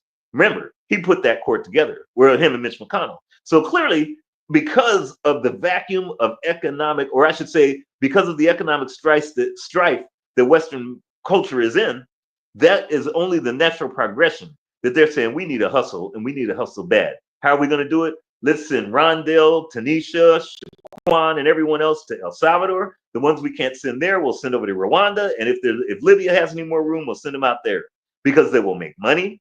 And then They're getting rid of the competitive demographic they don't want in the first place. And in the meantime, what do they bring in? They bring in Boers, Ukrainians, Afghani, and anyone else who is, i.e., that competitive demographic. This is it again. This is a Thucydides trap, and many of our folks are so blissfully unaware, knowing that this is not a country. Western society is not a country. All it is one big market structure. That's why they call it the free market environment. It is not a place to live. It's a place where individuals reside, repatriate their talent, their technologies, their resource back home, and make them their own homes more competitive. Those of us who still think this is a place we can live need their heads examined, because pretty soon they won't have any other time left in order to do it. Anyways, I'll pass the mic. Good stuff, MG2. Let me go back quickly to Black Steel. Black Steel, if you were corresponding, if you were writing a letter, if you will, to Kagame, telling him this is a bad idea, what would your key points be in that letter as a Pan-African? What would your key points be to Kagame not to do this? As a Pan-Africanist, I would say that, what Trump is doing is a violation of international law, right? It's a violation of international law, international norms, and he is using you, right, as a dumping ground for those that he considers to be less desirable or undesirable, right? As a man of Africa, as a man from Africa who lives on the continent, right? You should not be beholden to the Western interests, is what I would say. And think about your African brothers and sisters that are going to be impacted by this. So to me, that's how I would just break it down to, like, this is for your sovereignty as a nation, right? You can't be the U.S.'s lapdog. But the problem is that he knows if he tries to break away, they'll just kill him, like they did with so many of our leaders, which what they want to do to Traore, and have not succeeded and failed to do. But I'm just saying that overall, he's got to understand that he's being used. And the minute he is no longer useful, he will be removed. It's better to live on your feet than die on your die on your feet and live on your knees, man. Have some self-respect. They've been using this man for decades. So that's what I would say.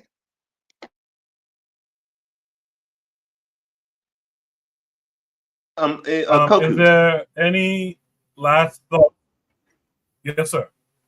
Yes. Go ahead, MG2. I'm so glad Black Steel said, but I mean, Black Steel, I am just totally enthralled. Thank you so much. I mean, because you're giving me so many ideas. One letter that I would give to Paul Kagame, I wish I could call him a leader, but he's more of a pleader. There's a statement that individuals say that I really have problem with, and it says, one man's trash is another man's treasure. I don't think any one of you guys would allow me to do this, because I just took out the trash earlier today. I don't think you would allow me to put it in your living room and you expect it to become treasure. Now, I'm not saying that these quote unquote refugees or immigrants or whatever they're doing to export are trash. Like I said, if they're African people that are in need and have talent and skills and are productive, I'm like, hey, Paul Kagame, bring them in. Again, if they're productive Africans and not trash. But again, that's a unfortunate slow crawl into Europe sending out the real trash, which is everything from crackers to Arabs and everyone else. The thing is, as I would caution and send that letter to Paul Kagame to say, be careful what you wish for. In other words, if you are one man who's taken someone else's trash and making it treasure, you better be careful, because it may be you who are the trash in the first place. Okay, I'll pass the mic there, Koku. Thank you so much. No problem. Marcus Garvey is the way in the chat said, be careful of propaganda. He said, we believe everything bad we hear about each other. Do not forget propaganda against us. I wasn't quite sure what the statement was referring to. I don't know if you guys picked up on what it was, but I tried to get her to come up, but she didn't come up for this one. So hopefully next time. Trigabi 262 Plus says, to me, it's somewhat an inevitability that Europe will slowly become non-white. But even then, it's a self-inflicted thing. If white people didn't want this, don't colonize their work. Don't colonize other people's world, I guess. With that said, for time's sake, let's go to Shoot the Breeze, topic number 3 tonight. Make sure you guys hit the like button for me. Share the show if you will.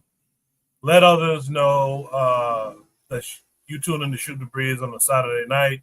And check out the other shows too. Make sure you're checking out Brother Bakari, the Forecast Radio, the matron who's doing consistent work every week, and Kofi, the Black Critic, as well as some of the other guys. Should read something. Number 3 says, Crashout of the year, or was he justified? I think I know what this is about. This is an interesting one. Let me make sure I share my screen with you guys. There we go.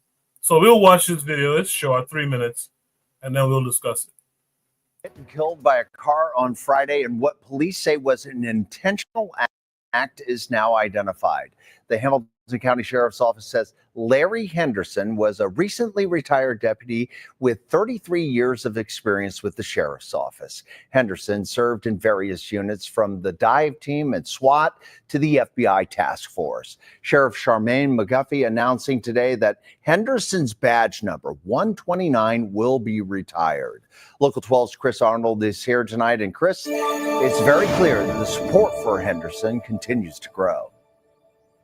You know, that's right, Dwayne. What started as a small memorial for Henderson where he was hit and killed has grown quite a bit over the weekend. I saw a handful of people come by this afternoon to lay flowers down and pay their respects to the fallen deputy. It broke my heart. It's a tragedy. It's a growing memorial at the corner of Martin Luther King Jr. and Burnett Woods Drive.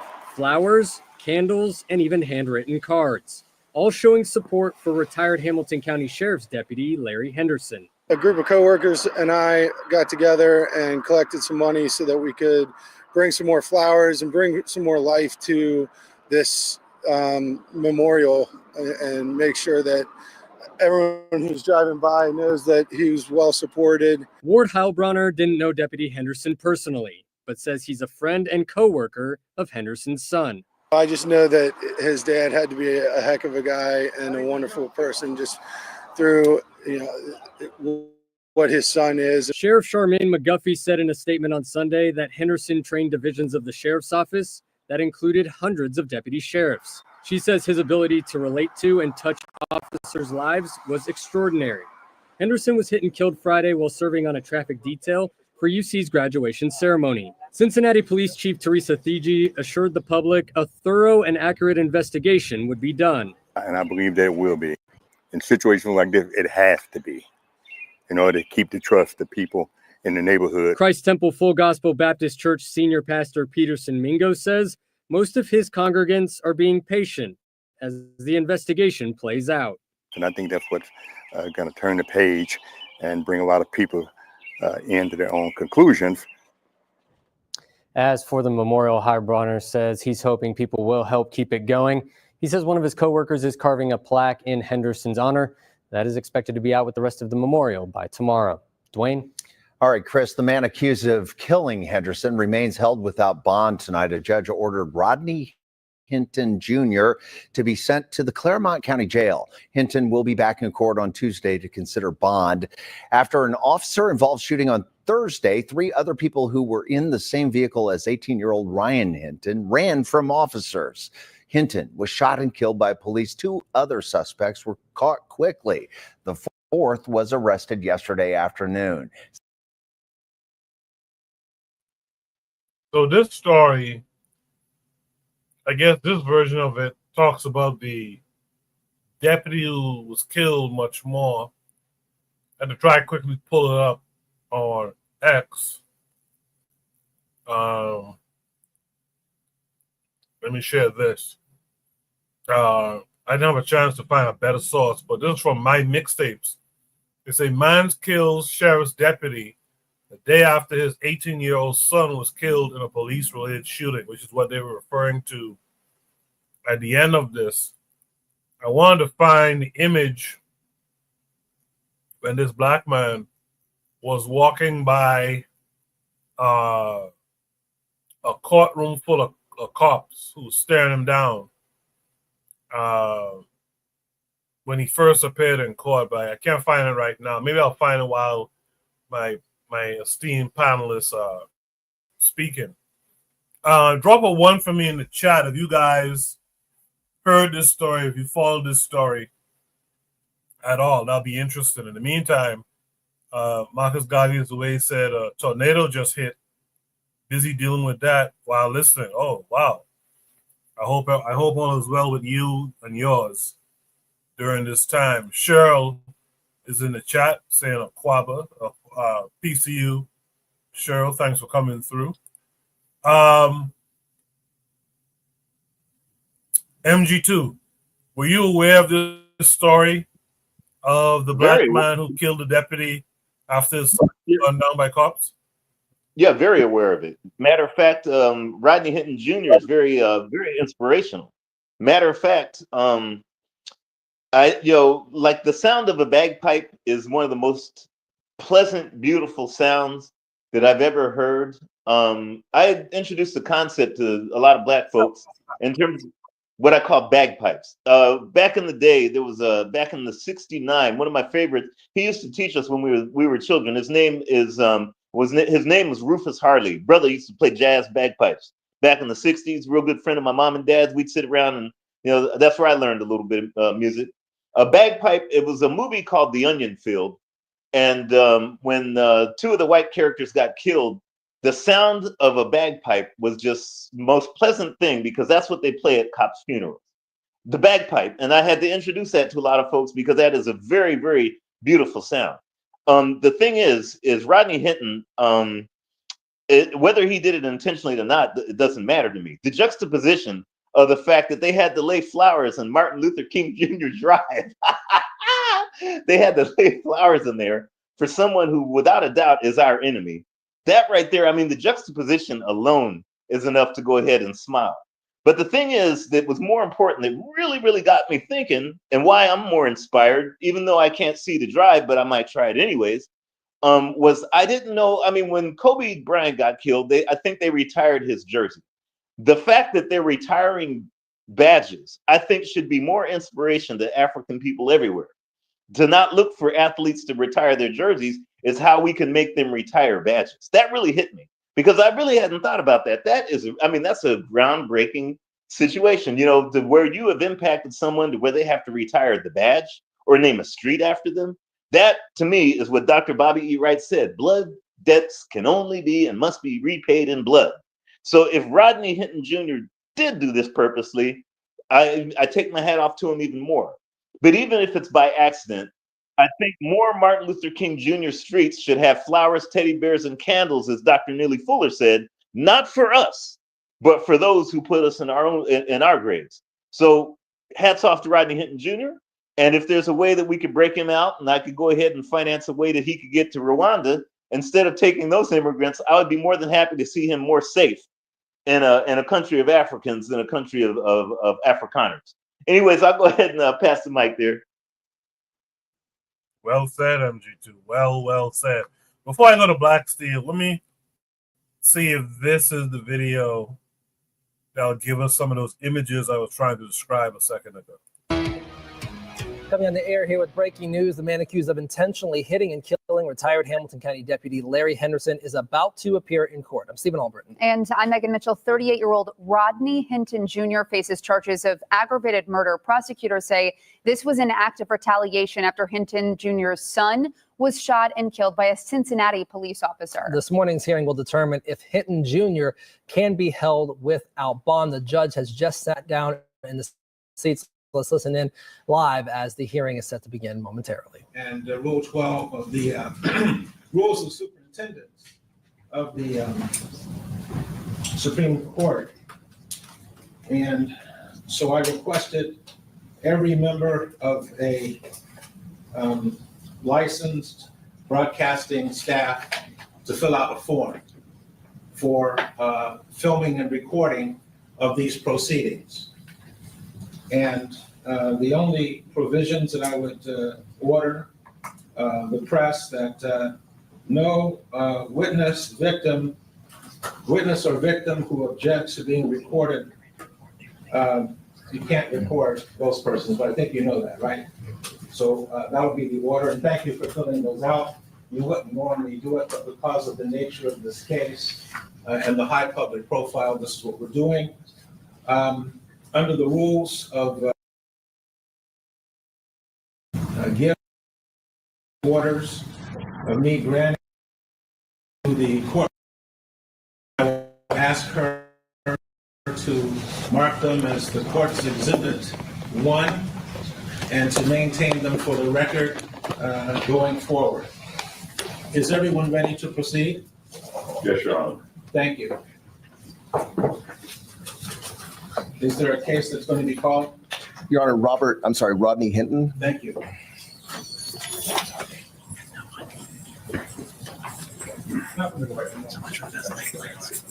Mr. Bennett, at the prior hearing before today. Have a seat. Have a seat. Have a seat, sir. Sit down. Do you want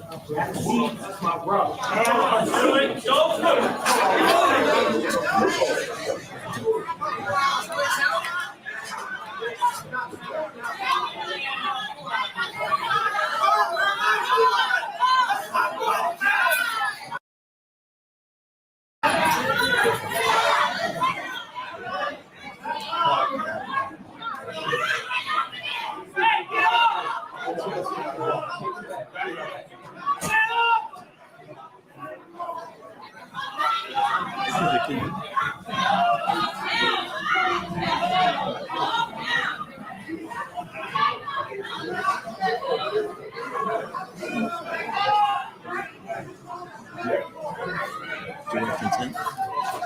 No, let it go. Get him out, let it go. Mr. Bennett, was that the defendant's blood brother? Not to my knowledge, Your Honor. No. All right. No. Okay. All right. Thank you. All right, let's resume.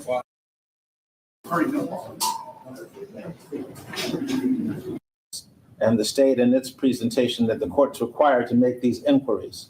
Yes, Your Honor. All right. Based upon the officer of testimony, it's Officer Beebe. Yes, Judge. And all the facts and circumstances surrounding his testimony this morning, the comments of the state that there will be an order of remand with no bond. Please assure the safety of the defendant and any mental health treatment that can be granted. No bond, and we'll give, if the officers want to stay, and the public, you're welcome to stay through the other hearings. Otherwise, if you are concerned about this issue, you may leave, and then we'll take just a 5-minute break. When you're ready. Okay. All right. Let me finish this order. May 12th. 5/12 for yours. Yes.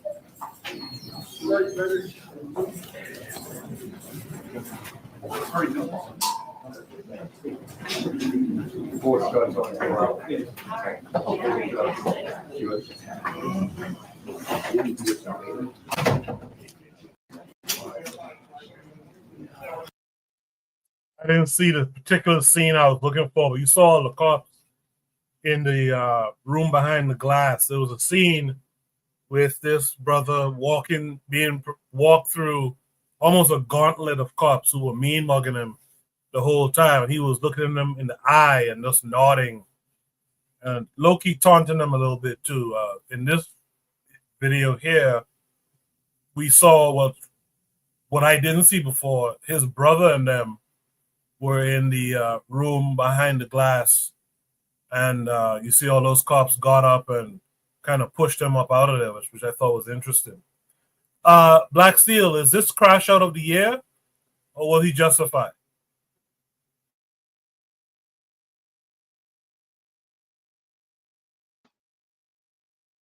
Sorry, he was completely justified in what he did. You know, Black people are tired of seeing our children, our young people getting murdered like this, and the cops face no repercussions. And to illustrate this point, there was the case of the young brother who got beat to death by three black cops, and they beat him to death, and they just got found not guilty. Now, mind you, they beat this man for 20 minutes. He was begging for his mother, and as they beat him, it's all on camera, and they got found not guilty. So this man saw the police. They said his son had a gun, and they said he didn't have a gun. Then he dropped it, and they shot him in the back and everything else like that. And he knew justice wasn't going to be served. He knew these cops were going to go home, have a nice life, and they were not going to be punished for what happened to his son.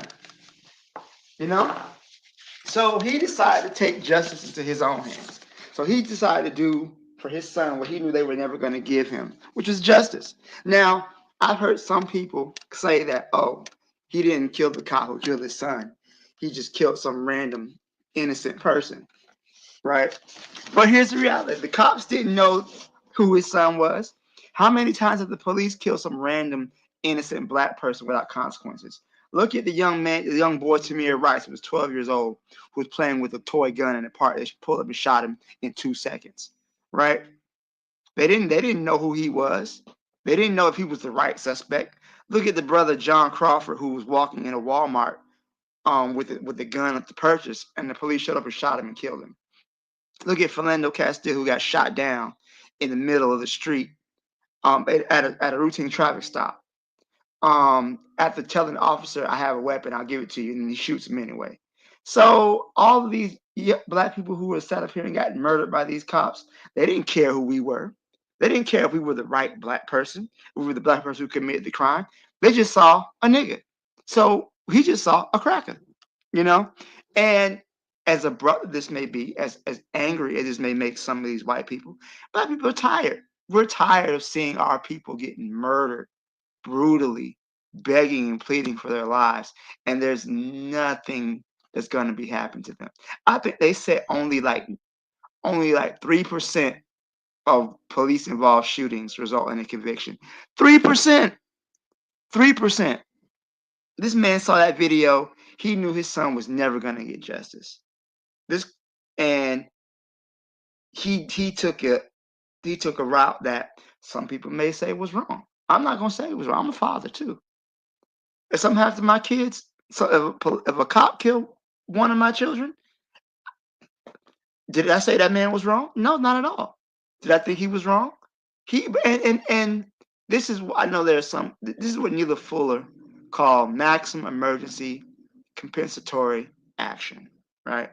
This is a black person who has decided they can no longer exist under the system of white domination. And they have decided to strike back at any means that they have within their power, right? His son is dead.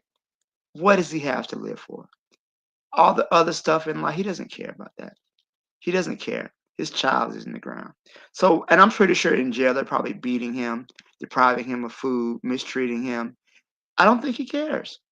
They're going to give him death penalty. He doesn't care. The idea that he was able to strike back at one of them is all that he really cared about. He didn't want to be the only family. He didn't want his family to be the only family that cried. If our family got to cry, some of y'all families got to cry too. If my mama got to cry, some of y'all mamas got to cry too. Is it right? Nah, who cares if it's right or wrong? This is the reality of the world we live in. Black people have been under systemic violence. I would dare say genocidal conditions for 400 years.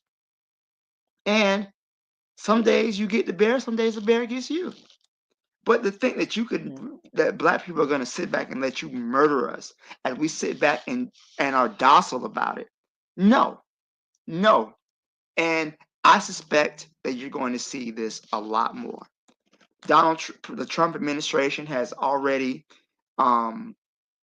directed the Justice Department to no longer focus on consent decrees. A consent decree is where a police officer or a department is so corrupt that the federal government takes control over it to deal with any violations to the citizens' rights. Trump is doing away with that. He's got these law firms giving pro bono representation to any police officer convicted of a crime.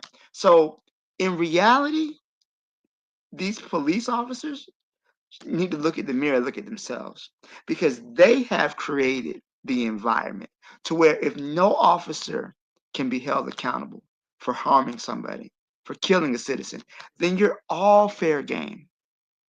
They created this environment. They are the ones who create the conditions to where people understand they're not going to receive justice in this life, and they're willing to do whatever possible to get that justice. So it is what it is. If they really consider, they really don't want a target on their back, because right now, because of the way that the thin blue line, they've protected cops. You know what? You have the ability to hold those who commit crimes, who commit violence against the community. You can hold them accountable if you want to, but you chose not to. And because you chose not to, now you put a target on all your backs. So this officer's blood is on their hands. It's just as much as it's on Rodney Hinton Jr.'s hands. It's on their hands because they refuse to hold each other accountable. And now people are going to seek justice in however means they can. So those are my thoughts there. Thanks, Koku. No problem. Good stuff. In the chat, Marcus Garvey is away says pigs can cry too. Trigger Happy 262 reminds us, he says, interesting that this was a convo last week on the nature of violence and what actions the warrior class was supposed to take. That's why I was, when I put the topics together for this week, I was hoping Buan and all them would have been here for this very topic. But yeah, we talked about this not last week, but the week before. Last time we did the show about violence and what actions the quote unquote warrior class is supposed to take. You gotta take out their folks too. Cheryl says, remember, cops are always diabolical. Kobe and his daughter died. The cops passed around photos of their dead bodies amongst each other.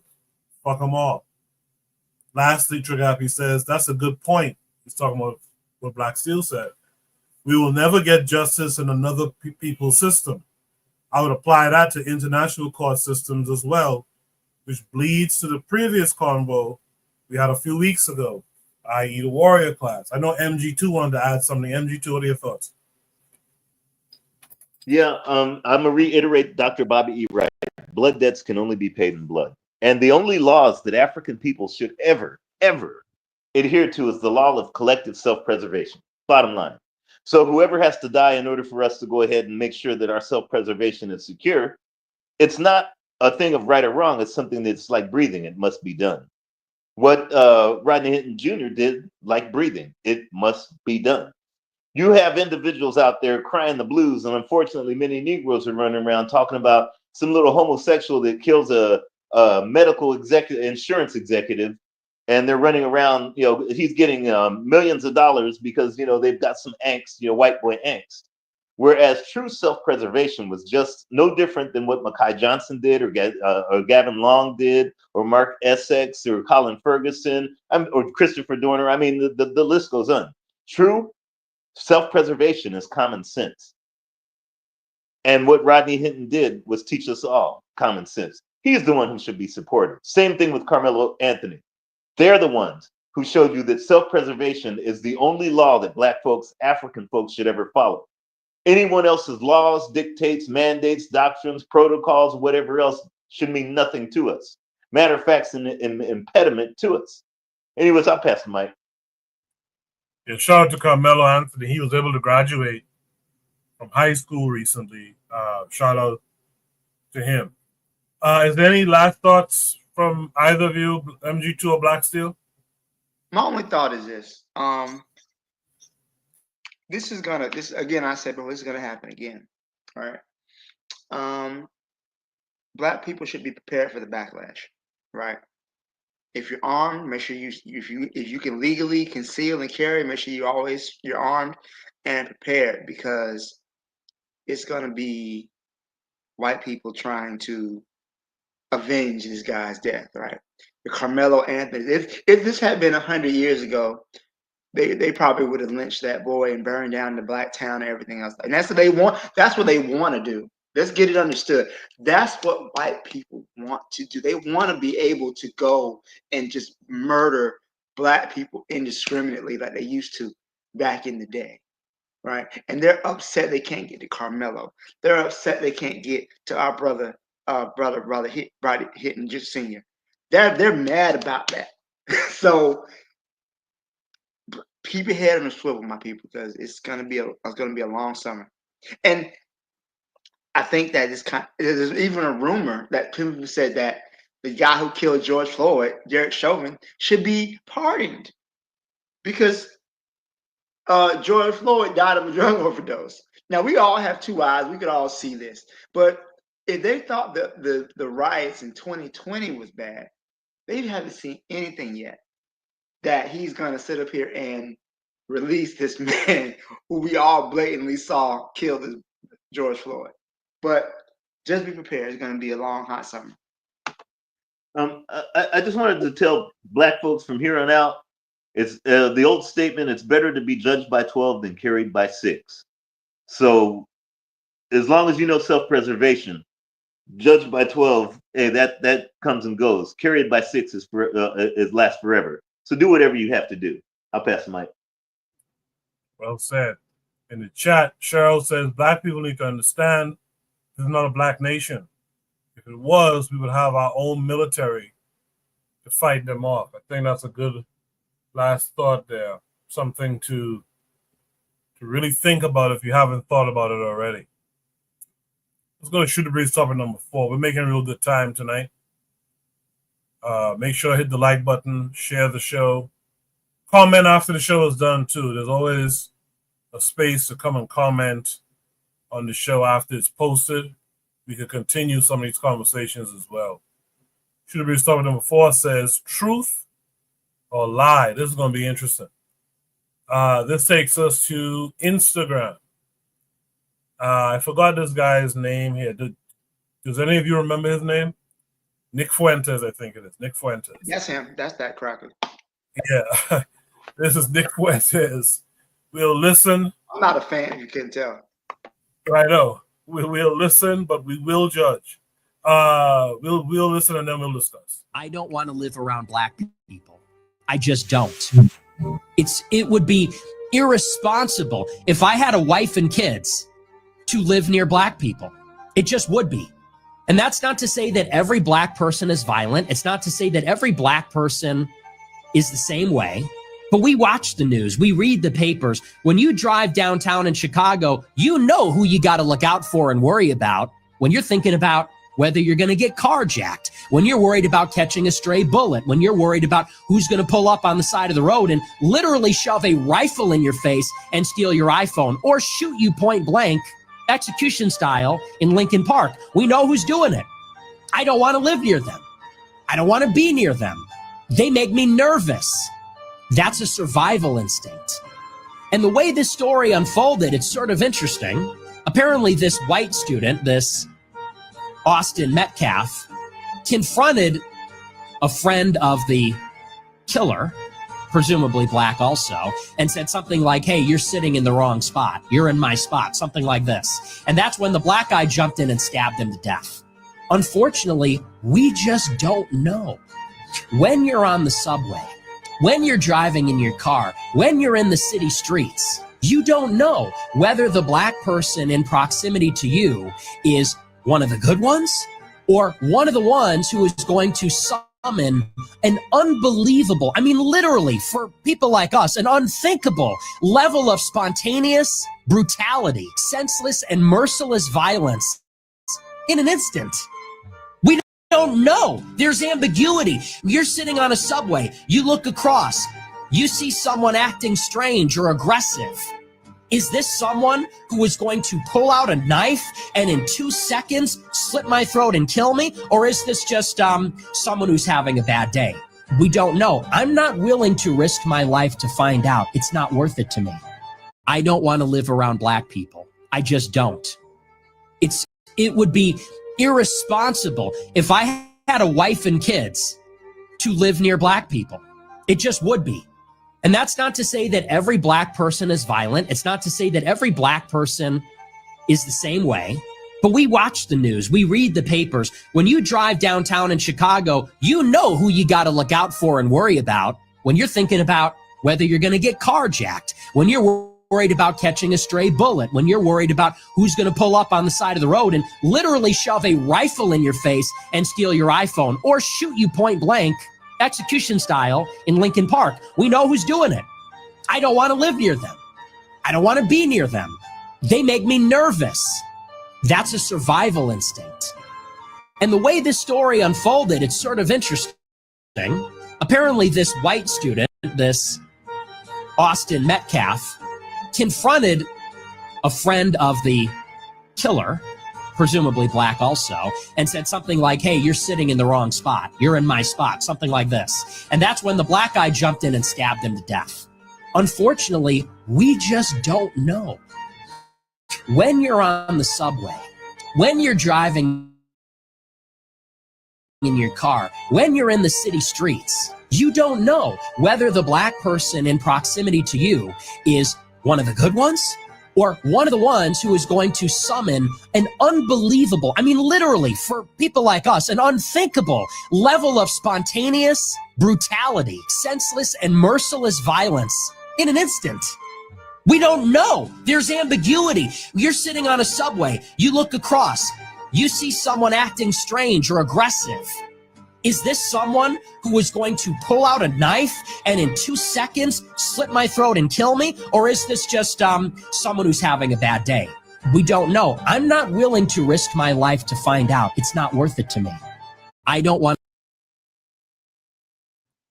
You know, our African ancestors would have probably said the same thing that he's saying about his people.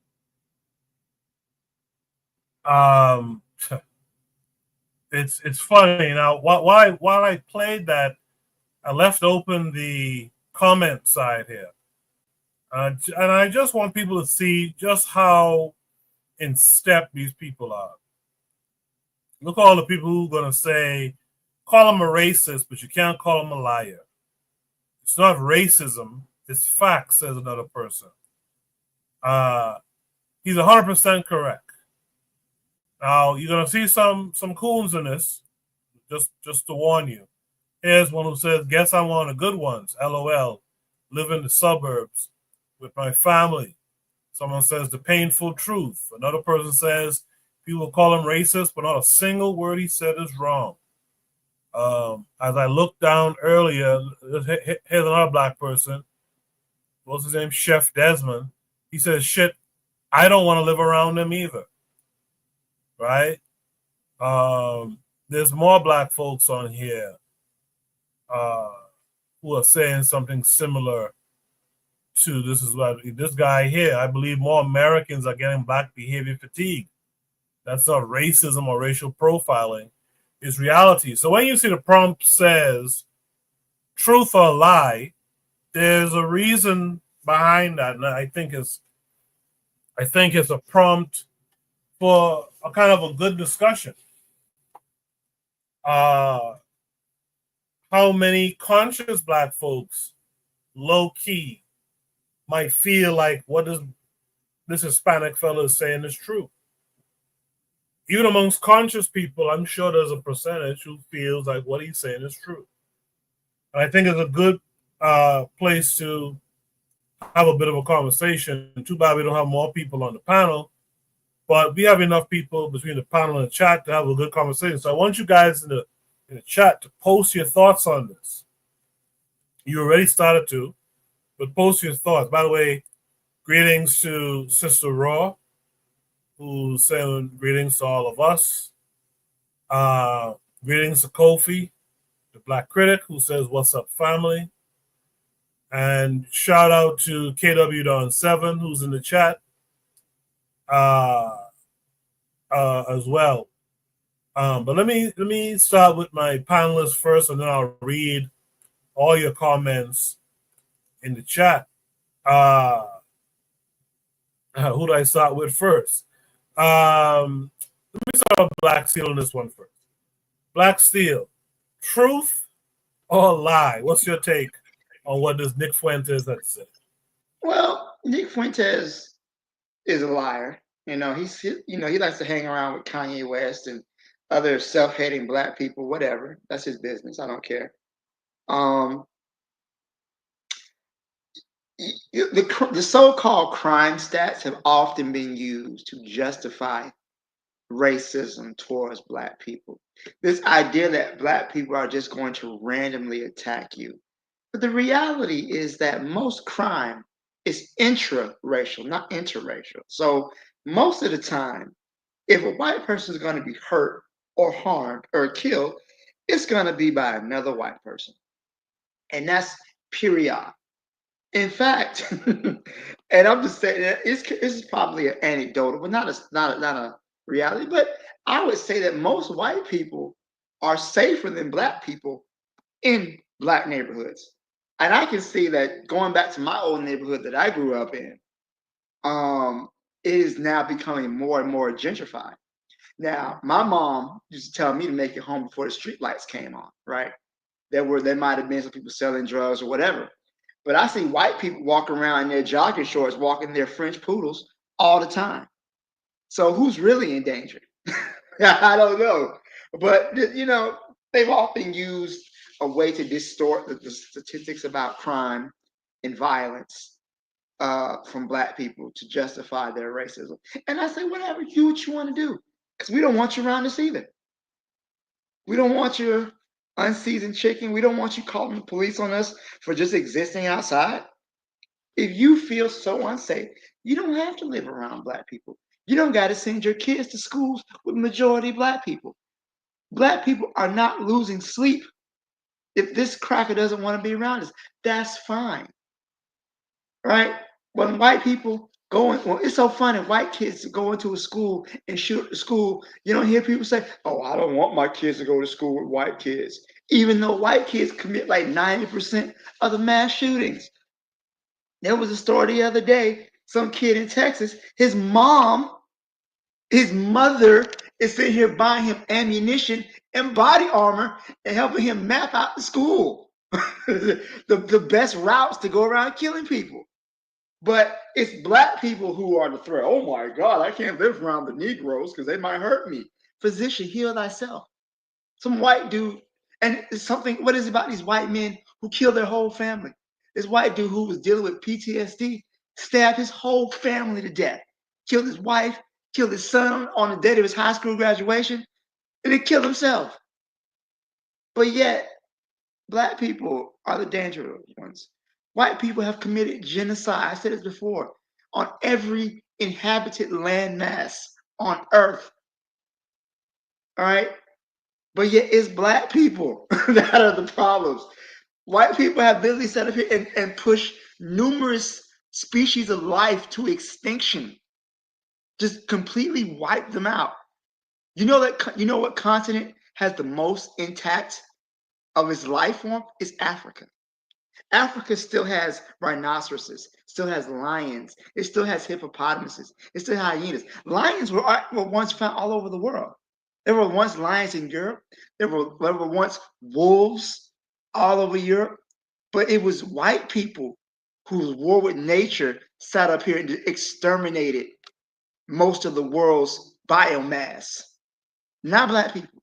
So for him to sit up here and talk about how he's worried, oh, I'm so scared that if I happen to get on the subway, some random black person is just gonna attack me for no reason, bro, kill yourself. You that scared or you don't deserve, kill yourself. You're that scared. It's so funny to me. I don't have a problem. You know what? I've always lived around black people. Where I live at now is much more of a mixed neighborhood, but I've always lived around black people.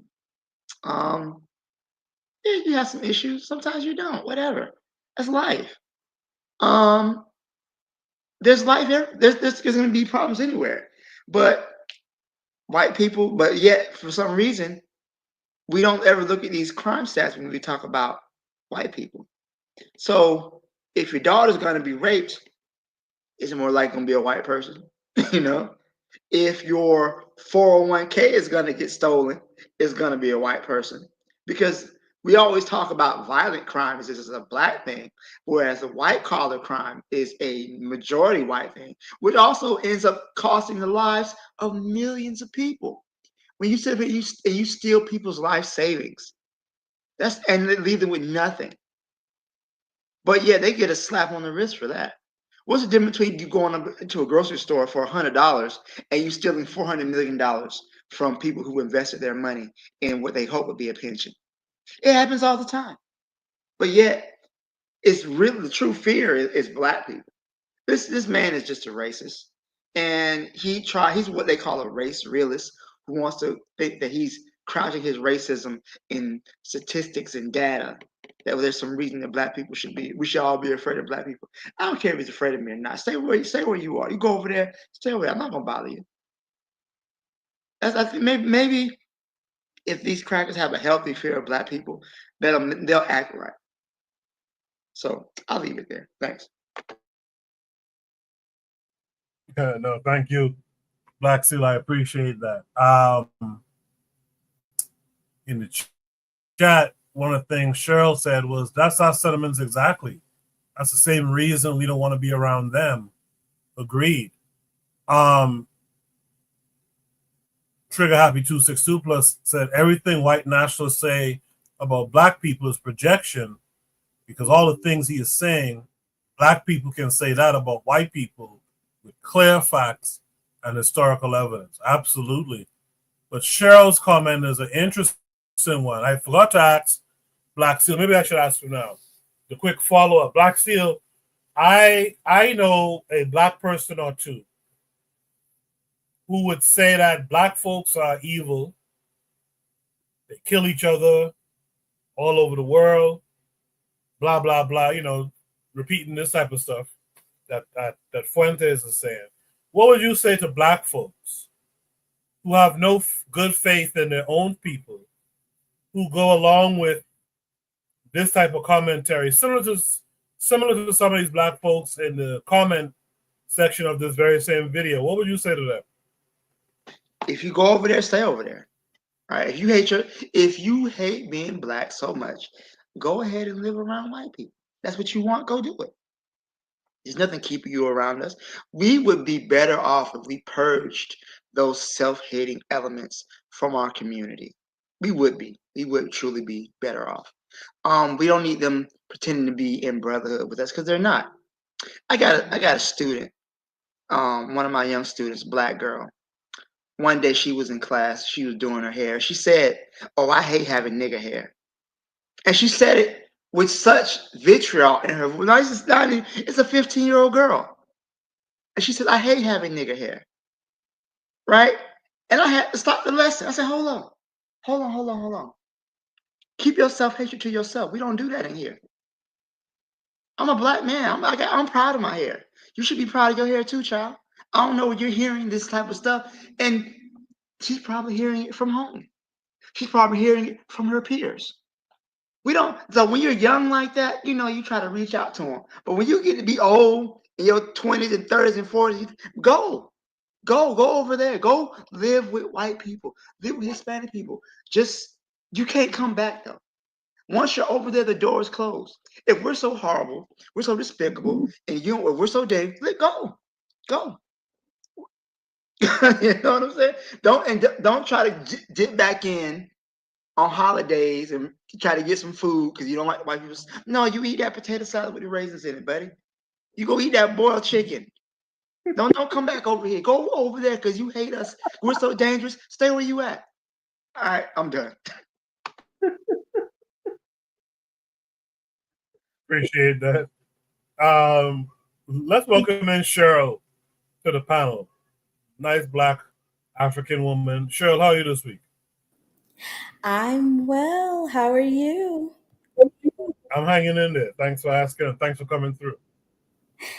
Yeah, so I was just going to bring up that same thing you brought up about black people having like this, what Nick Fuentes is saying, a lot of black people do sound like that. And unfortunately, a lot of our family members, like, I'm just thinking about a couple of my family members, and I'm just like, in my mind, I'm just like, oh my goodness, they sound just like this man. They sound, and they have no idea, they sound just like him.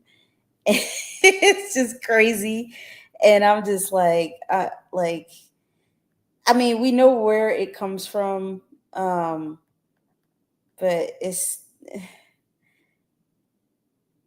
I don't know. I don't know what to say about it. It's just, it's just kind of funny to me, because if you want to think like that, I mean, it's, it's all constructed.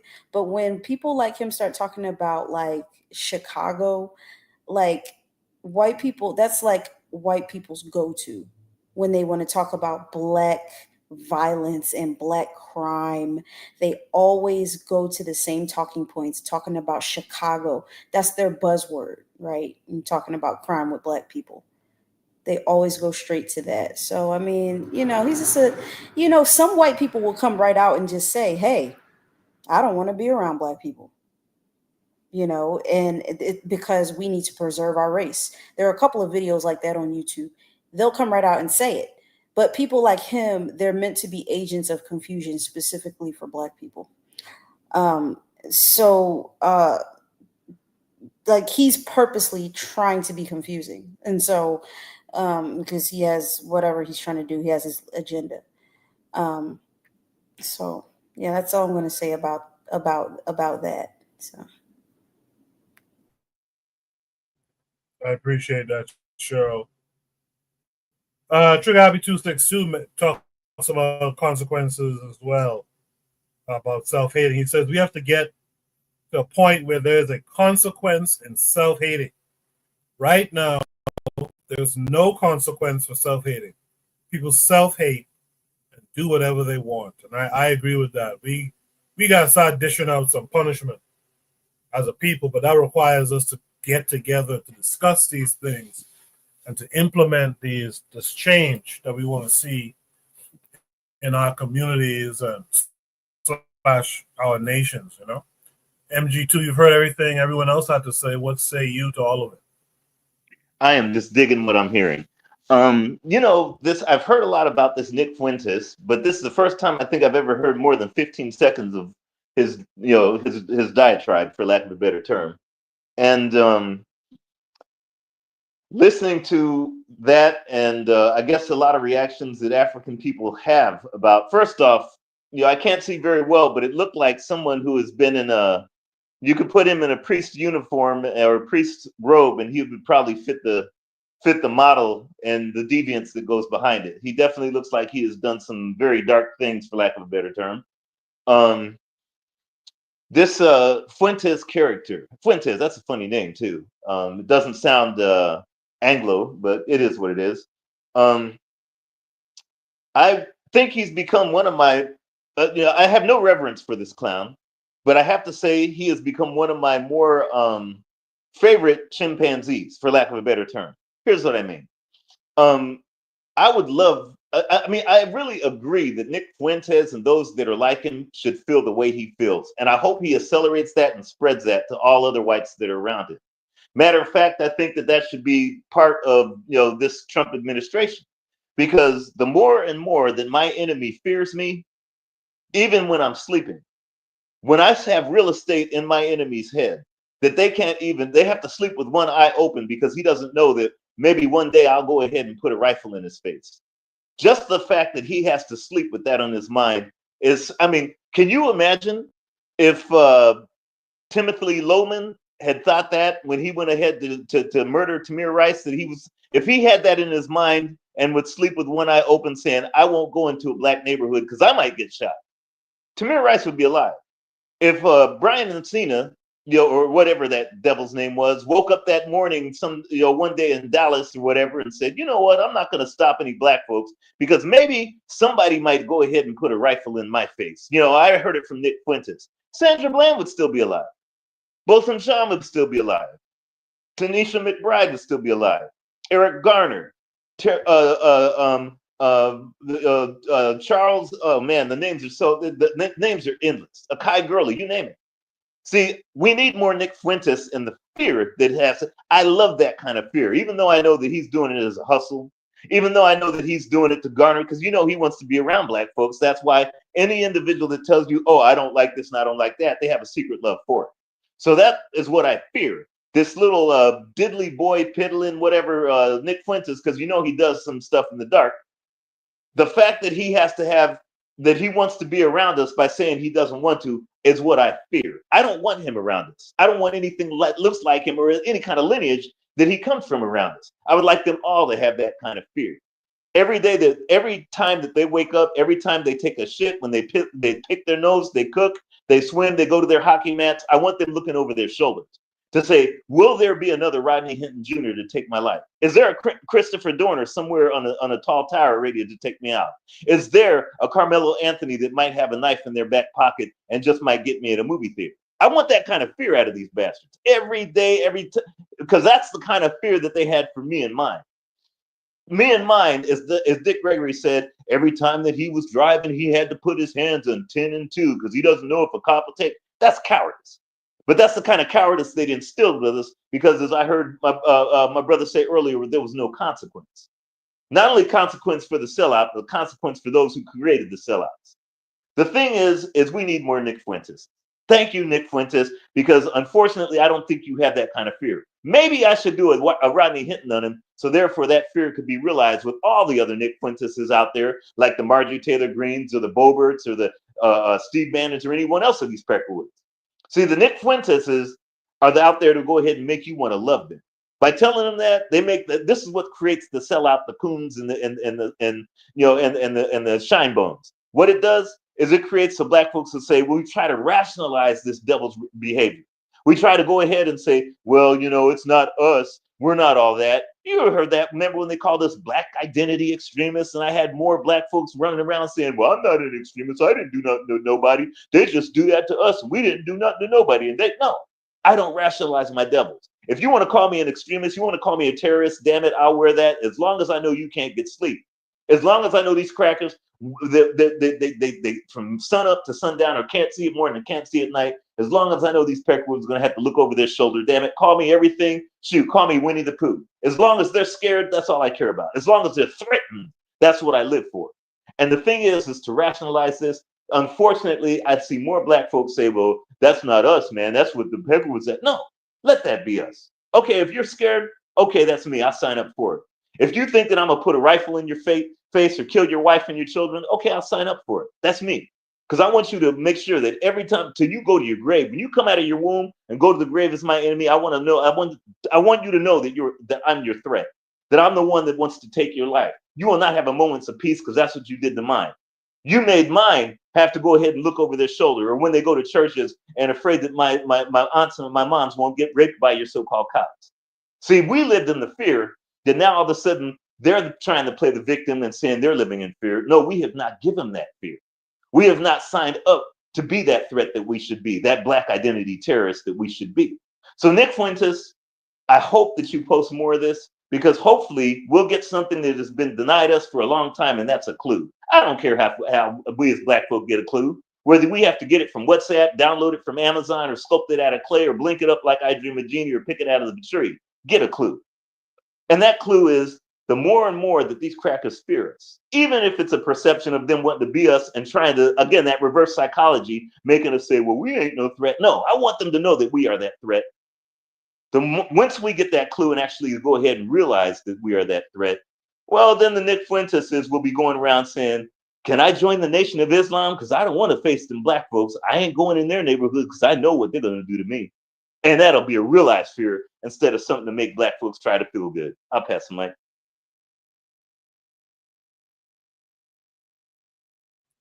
Well stated, MG2. Well stated. Cheryl dropped. I think she had a bad connection or something. But sis, if you want to come back up, by all means, click the link, and you could rejoin us again. Shout out to the Forecast Radio, who's out in the chat as well, saying what's up to everyone.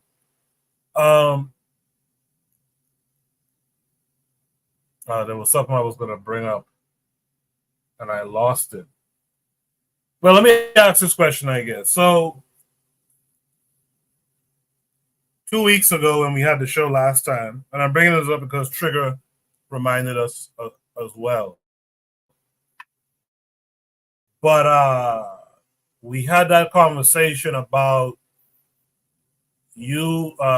There was a gentleman who was talking about the warrior class needs to take these folks out, take out their children. You know, you have guys like General Langley, who's trying to interfere with the AES, particularly Burkina Faso, and President Traore. And the gentleman in the video at the time was saying, yo, go after these CEOs and these generals and take out their kids and let them feel that threat. And I'm listening to MG2 and I'm thinking back to that conversation as well.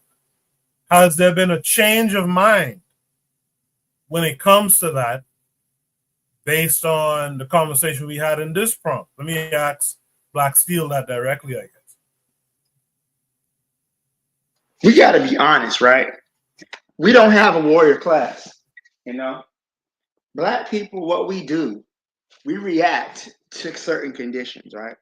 But we don't have a sustained resistance. And that's the reality.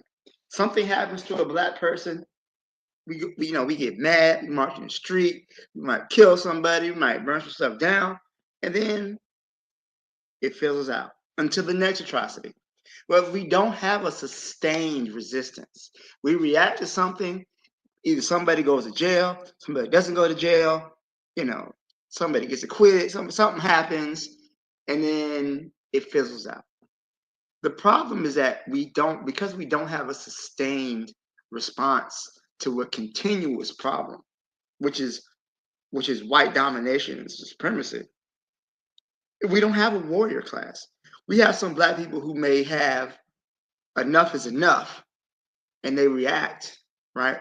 But we don't have a sustained resistance because I don't think that the majority of us understand what we're up against. Not only that, but we don't believe that we could possibly win, right?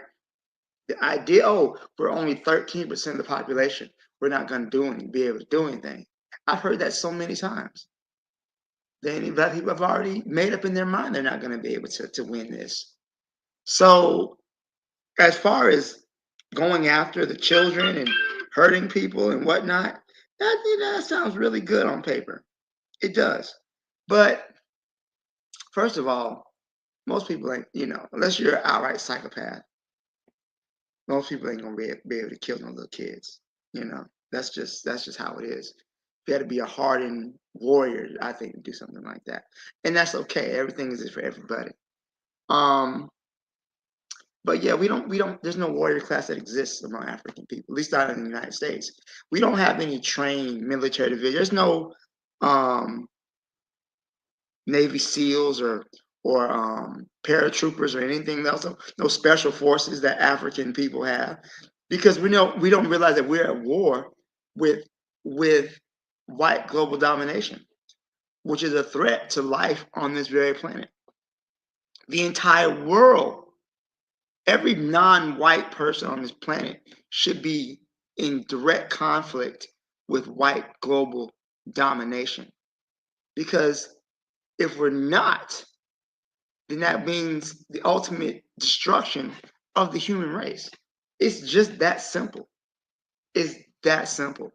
But because there's like, all white people ain't bad. I agree. All white people aren't bad. There are some decent white people. The problem is that the decent white people don't run anything. The decent white people don't have the balls to deal with their racist cousins and their racist grandparents. Because that's Meemaw.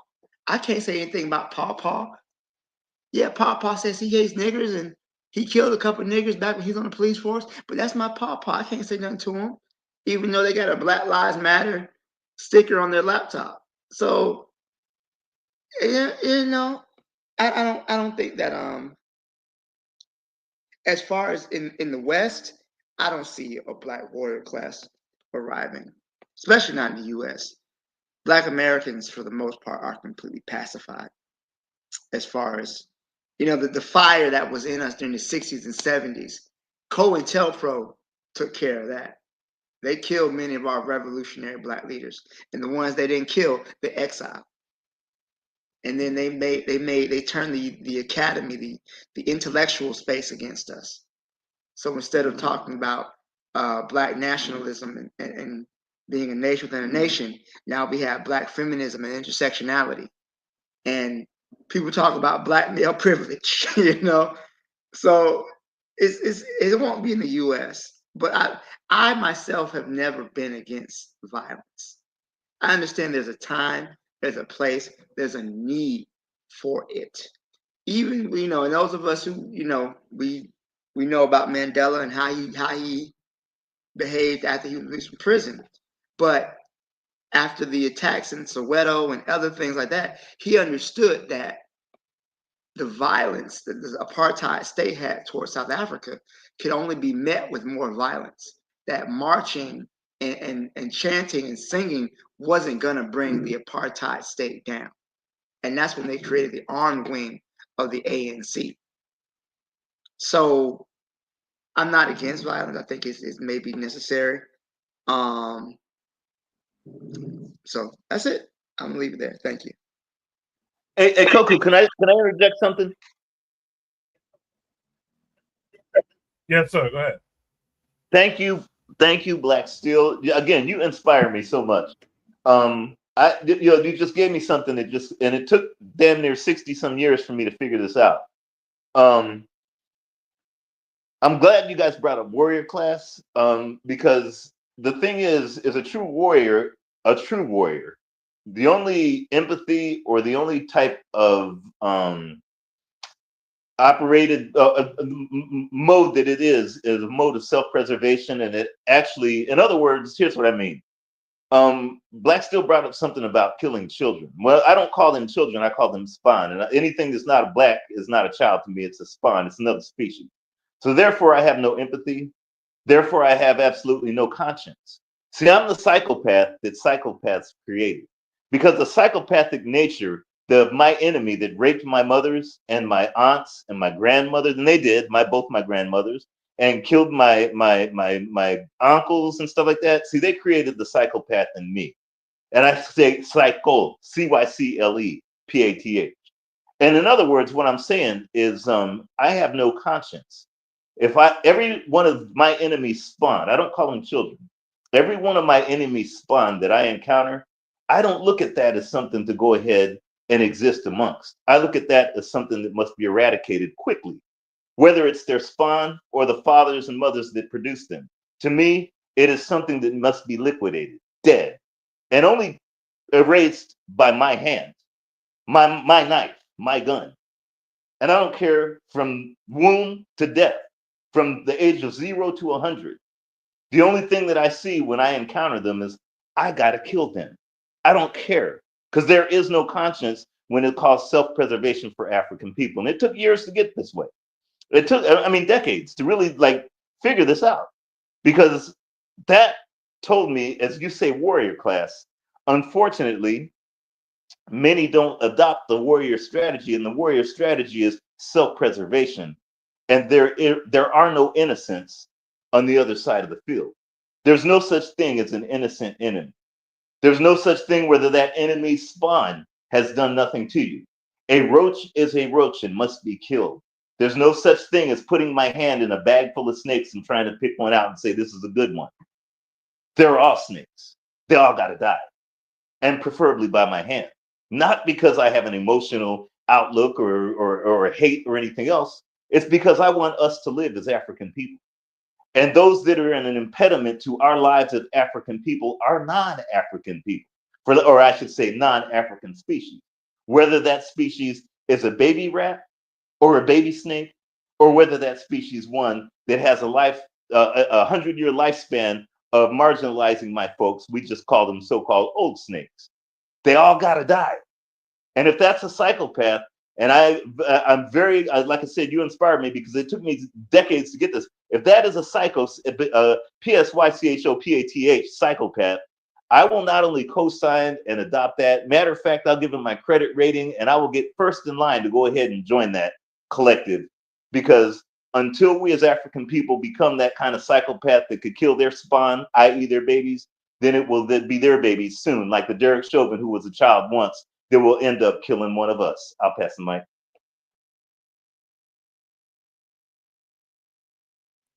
Good stuff, MG2. Yeah, I liked what Black Seal said because it was a little bit of a different response and a bit more measured, if you will, a bit more centered, if you will, as to some of the realities. Like he brought up COINTELPRO and stuff like that. But ultimately, I believe in what MG2 is talking about.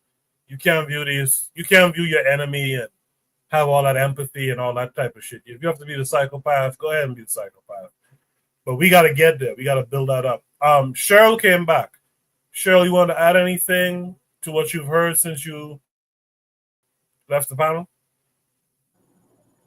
Yeah, sorry. I was just. How did you feel about that conversation? What was the what conversation? How did you feel about that conversation 2 weeks ago? Yeah, 2 weeks ago we talked about the warrior class, and there was a guy we showed on screen. He was urging the warrior class to retaliate more. You know, when these folks take out your general or take out someone from your community, to go and take out their children, etc. I know you were in the chat that day, so I was just curious to see what were your thoughts on that in general. So I mean, I don't expect Black people to do an eye for an eye. The majority of people are not going to be like the Hinton case, or they're not going to be like the people in this chat.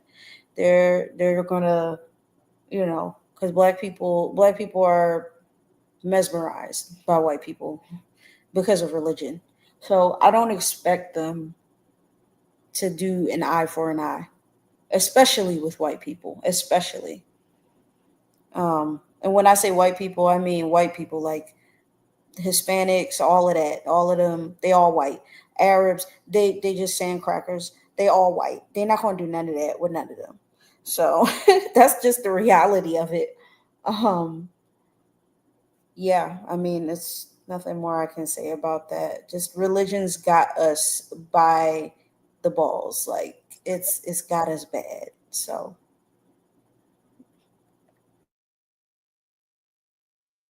I agree with that. One of these days, I'll tell you all about my recent return back to my home country, and I realize why we are so defeated in these islands. And the big part of it is religion. I'll just put it like this: is that religion and that life-death dichotomy. That's why we're defeated people. But I think MG2 wanted to add something. I want to say something. Or maybe it was Blackfield. Yeah, real quick. Okay. Look at how Nick Fuentes just lied on Carmelo Anthony and made it seem like this white boy was really just sitting down, minding his own business, and Carmelo just attacked him. See how easily these crackers can lie? And he lied with no hesitation, and he just obscured the entire facts of the case that this young Black man was sitting where he wanted to.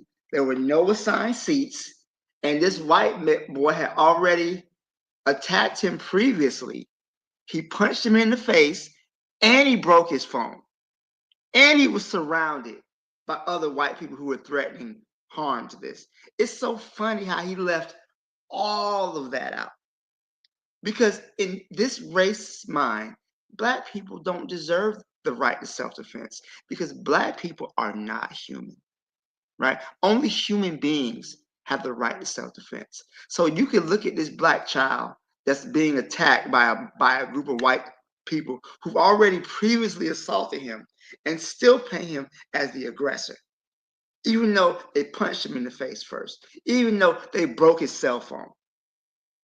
So I think it's how he just stood up here and just completely told the facts of the case just wrong, and just obscured the fact that this black dude just jumped over over the bleachers at the football game and just threw a knife through Austin Metcalf's chest like he was John Wick or somebody. It's this dude is in a perpetual state of fear. Good for him. Good for him. Hope he stays afraid. Absolutely. We're gonna end at about 11, so we have about 17 minutes left. I want to squeeze in Shoot the Breeze topic number 5. This will be the last one for tonight. I am hoping it's not too long of a conversation, but we'll see how it goes. Shoot the Breeze topic number 5 says, "Are liberals the problem?" Are liberals the problem? This came with a link that's taking us to X. Yes, they are. Are liberals the problem? Black Seal already says yes. This is a post by Jean-Jacques Dessalines. He or she says, "Why must liberalism be eradicated?" by James Foreman. So this is a video, short video, minute and a half. We'll watch it maybe twice to make sure we get the gist of it, and then we'll discuss it. Liberalism is defined by Foreman as the refusal to engage in principled ideological struggle inside and outside of a revolutionary organization. That's from the pamphlet, page 13. Foreman argues that liberalism must be eradicated. I'm going to run that back. Must be eradicated if we are to create a successful revolutionary organization and greater revolutionary society. Liberalism is inherently destructive because it may posture, it may give lip service, it may put on the aesthetics of or give credence to radical revolutionary ideas, but there's no spine on it. There's no backbone there. There is no follow through to seize state power. Oftentimes, the desire to overturn state power and redistribute it to flip our relationship with property, as George Jackson states that a revolution must do. You have to subvert the relationship that we have to property right now, redistribution on a mass scale. Oftentimes the desire to overturn and redistribute that power is not present at all because liberals benefit materially from the systems that we have in place. They don't have a desire to deviate from them, even if they benefit from pretending like they could. Remember the specific definition of these words as we move through the rest of these thoughts.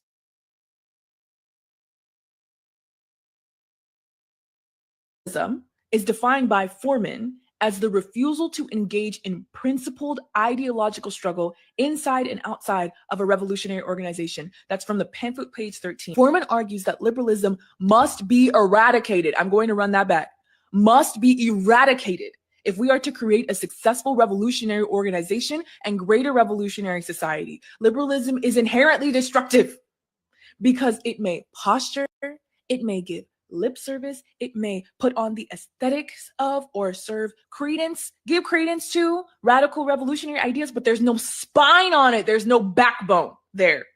There is no follow through to seize state power. Oftentimes, the desire to overturn state power and redistribute it to flip our relationship with property, as George Jackson states that a revolution must do. You have to subvert the relationship that we have to property right now, redistribution on a mass scale. Oftentimes, the desire to overturn and redistribute that power is not present at all because liberals benefit materially from the systems that we have in place. They don't have a desire to deviate from them, even if they benefit from pretending like they could. Remember the specific definition of these words as we move through the rest of these thoughts. Interesting. Let me see if there's more to it. No, this is the only video. So this is why liberalism must be eradicated, according to James Foreman. Let me start with MG2 on this one. MG2, I appreciate you hanging with us this week as we were kind of short on panelists. So thank you for coming through and staying the whole time, all right? Well, I appreciate you for having me here. You know, one thing that really is quite perplexing is when African people are adopting what I call isms, quote isms, conservatisms. You know, a modality of someone else's ideology or someone else's frame of reference is nothing more than an ism. You know, conservatism, Buddhism, this ism, that ism. That's still someone else's frame of reference. Liberalism ain't no different. And the reason I say that is because I don't care about redistribution of power, okay, personally. And I think that African people hopefully one day won't be adopting the quote unquote isms, because the only thing that matters for an African person is how many of its enemies that he could kill so he could destroy them. It's not about going ahead and redistributing, analyzing, or rationalizing someone else's power, because the bottom line is they still have power over you. As long as you adopt isms, they still have it, whether you're a Buddhism, you know, or whatever ism you want to be. See, the only ism that should basically make it into the inbox of an African is a killism. Kill everything that ain't us. Put everyone else that ain't us, make their corpses are the places we should step on. That is power. Not distributing power that someone else owns and controls. Real power is when your enemy does not exist and you get your resources. That's real power. Because clearly somebody else has shown us how that works, at least for the last 500 years. See, the thing is I love the intellectual talk, which I'm not saying because of the beautiful sister that was talking. I got to say, anyone with the name of Jean-Jacques Dessalines, anyone that knows Jean-Jacques Dessalines' story, you got to love it. But the bottom line is this, is I don't, you know, personally, the liberalism to me is nothing more than a waste. Okay, it is, or any kind of ism, or any kind of discussion on someone else's power and why that power exists and what isms should and should not be within that context, to me is a waste of time. The only productive mode of time that anyone that is adopting this concept of ism should be is how can I destroy those that definitely have a good track record of destroying us? Not so we could share power, not so we could go ahead and show them something. No, I want the problem gone. As Dr. Kamal Cambone said before he passed, that African people, this is basically, he was saying, this is our Waterloo. Unfortunately, and I hate to use that term. And he says, somebody has to devise the one system that is going to eradicate these bastards. And I'm talking non-African people. He says somebody has to come up with that that's going to make them disappear. Kill them all is what he was saying. A lot of black folks couldn't deal with that. They didn't realize it. But he was just basically telling us there is no living amongst those that there is no living amongst those that are the walking dead, for lack of a better term, or the viruses that have clearly infected this planet. His modality was kill them all, as Dr. Khalid Muhammad would say. So, you know, as this, you know, this commenting on isms and liberalisms and whatever isms are, I'll leave that for the folks that want to go ahead and not get anything done. But for those that really want to go ahead and make sure African self-preservation, that we don't just thrive or survive, but we conquer this world. Well, the only isms that if you want to join, that's called killing everybody else and leaving no bodies behind. I'll pass the mic. Good stuff as usual, MG. Two, Cheryl, what say you to this? Are liberals the problem? Yeah, so I don't believe liberals are the problem. I think they are a problem, one of many problems. Everything she's saying is accurate about liberals. Can't take that away from her. She knows what she's talking about in that respects. But you know, at the end of the day, we no matter what time period we're in, if it's the you know 1900s, 2000s, whatever it is, you know, even you know during the time when you know Black people had their own I guess towns, you know, Tulsa, Rosewood, whatever. Some people would argue, black people, particular Black Americans, we would argue that, oh, we were doing much better then than we are now. And while that might be true, at the end of the day, the U.S. military can still come in and jack you up. And that's the bottom line.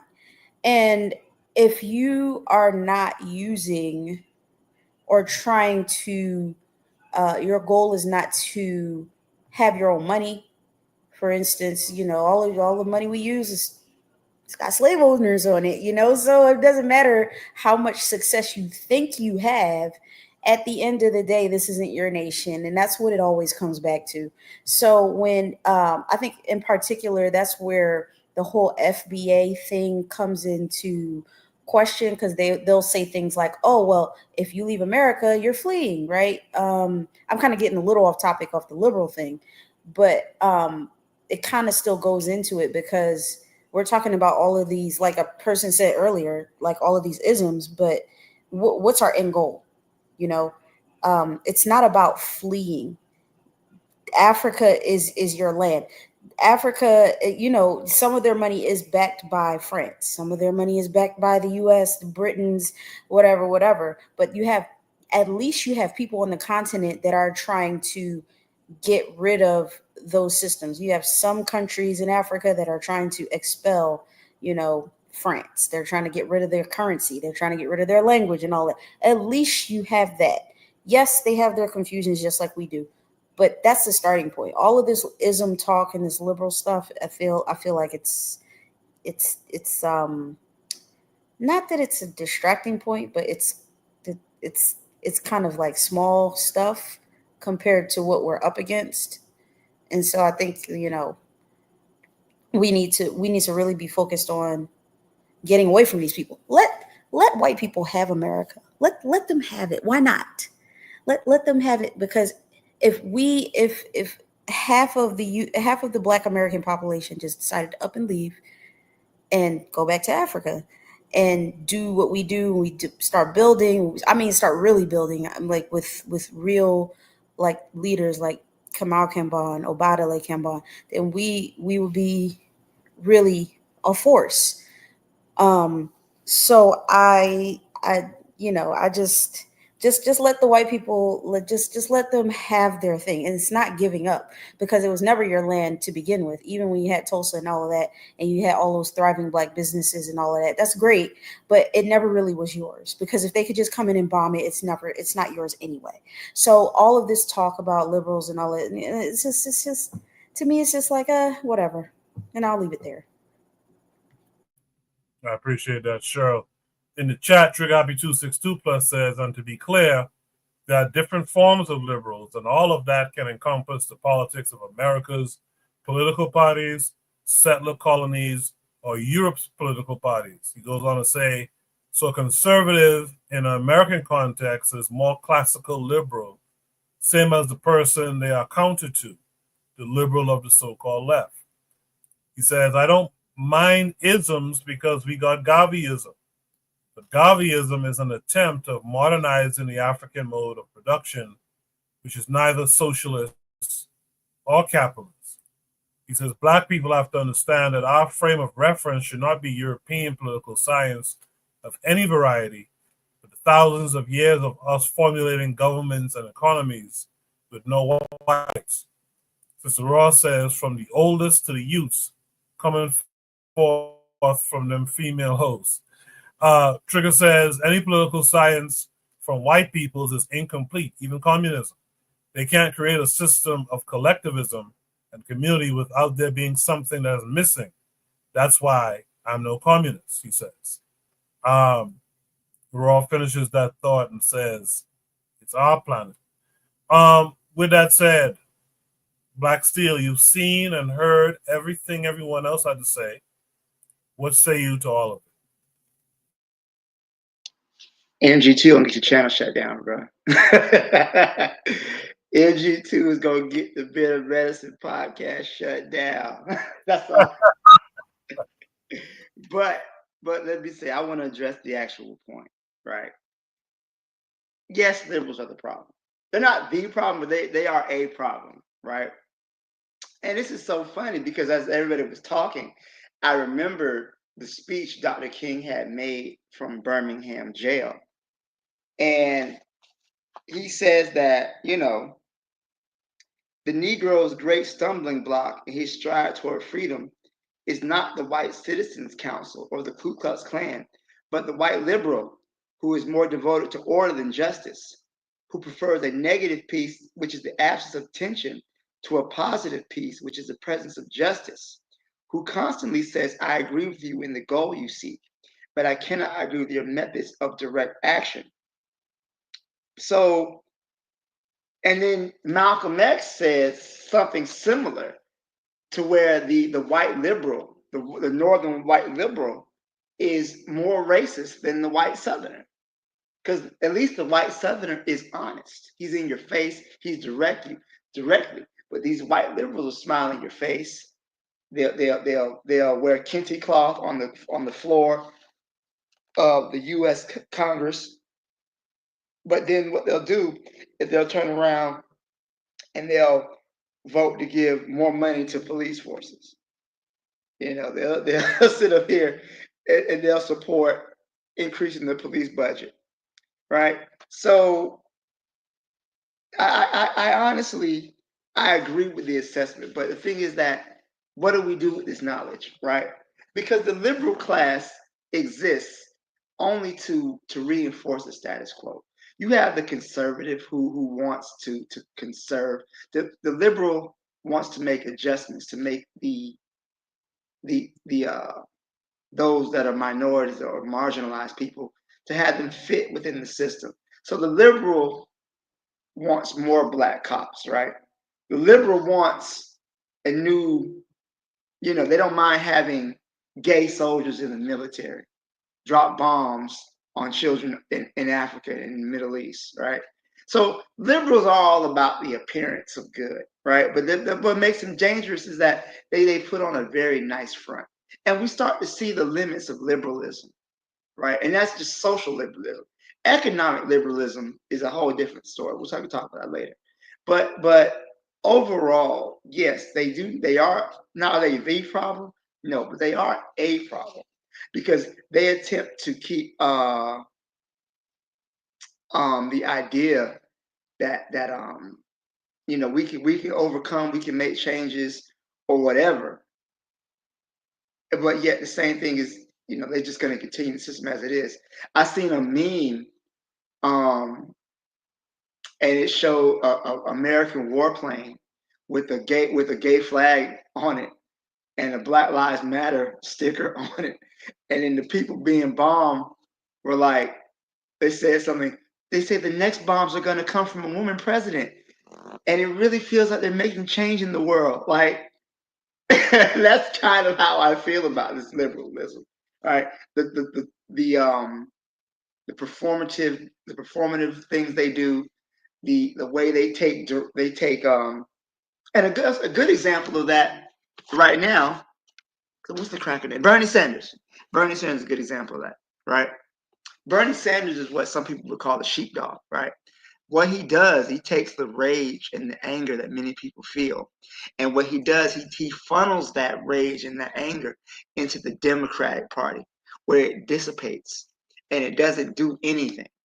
So, you know, many Americans right now are currently upset at the Trump administration, right? And he's outside, you know, supporting rallies and whatnot. Then he says, "You need to go vote. We need to go. That's going to be the solution. Just vote. Everybody needs to go out here and vote for the Democrats." What? So this is why liberals are dangerous because, you know, they take the rage. They say the Democratic Party is where the protest movements go to die, and that's very true. And that's why people are frustrated with the liberals because they'll sit up here and say, "Oh, we need to do this and do that," and you guys are right, and you guys are right to be angry, but then it's still the same old stuff. So I'll go ahead and I'll leave it there. Thank you. Oh man, great conversations tonight. I appreciate all of you and your participation in the chat.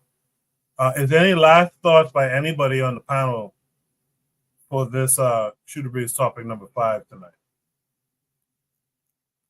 If not, before you guys leave the panel, I'd like to ask you guys to give a shout out. Something positive you saw in the Black world this past week, or past 2 weeks since we were on last week. Something positive you saw in the Black world, and or something positive that happened in your world, personally. I'll start with MG2. What would you like to shout out this week, MG2?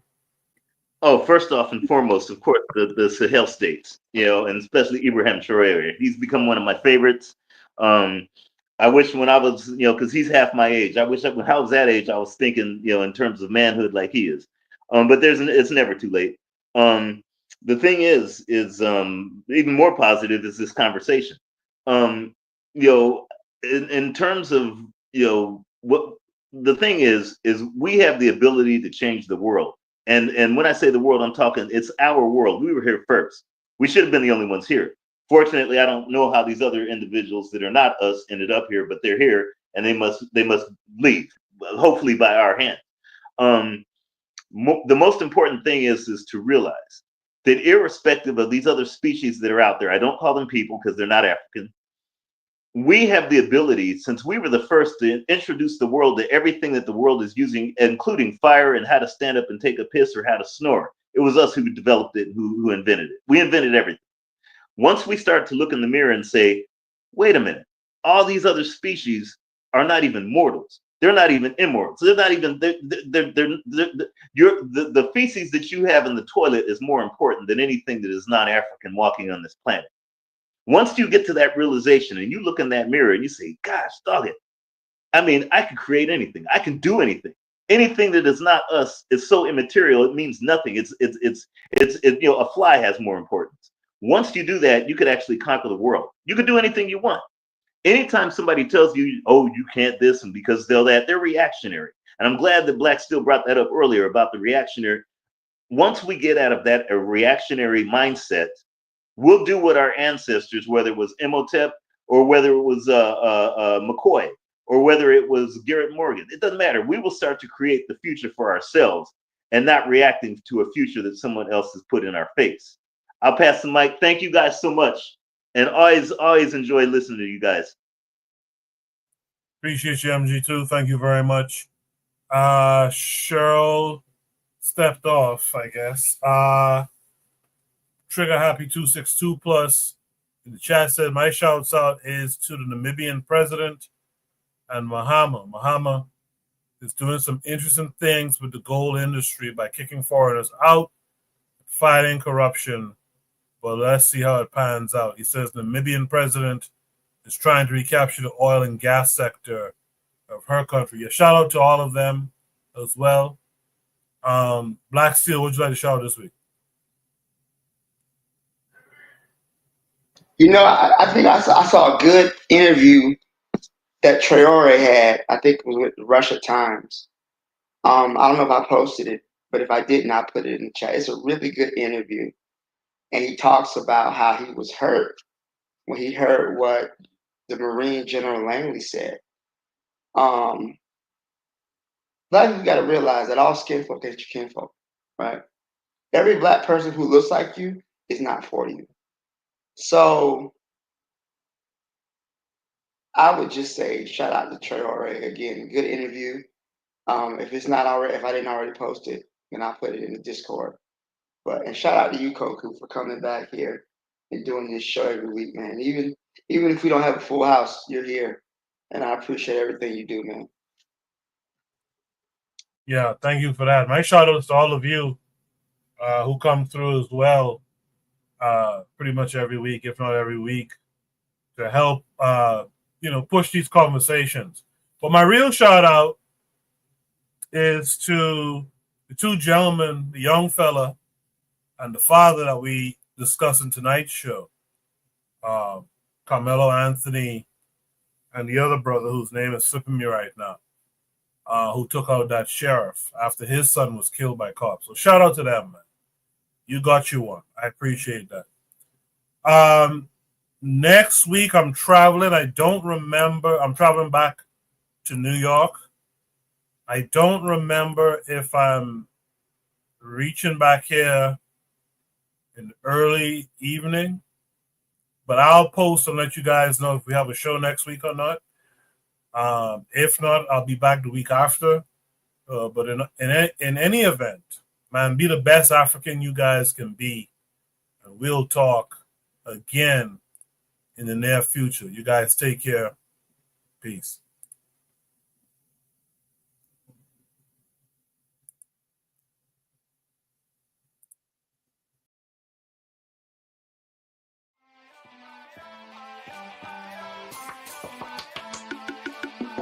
Thanks for listening to the Bitter Medicine Podcast with your host, Koku. If you like what you just heard, we hope you pass along our web address, bittermedicineblogs.com, to your friends and colleagues, and share our show to all your social media. Be sure to check out our archive section on our website for previous podcasts. This has been a KWAZ radio production. Join us next time for another session of the Bitter Medicine Podcast. Follow us on Facebook at Bitter Medicine Show, Twitter, Bitter Meds, Tumblr, Bitter Meds, Instagram, Bitter Medicine.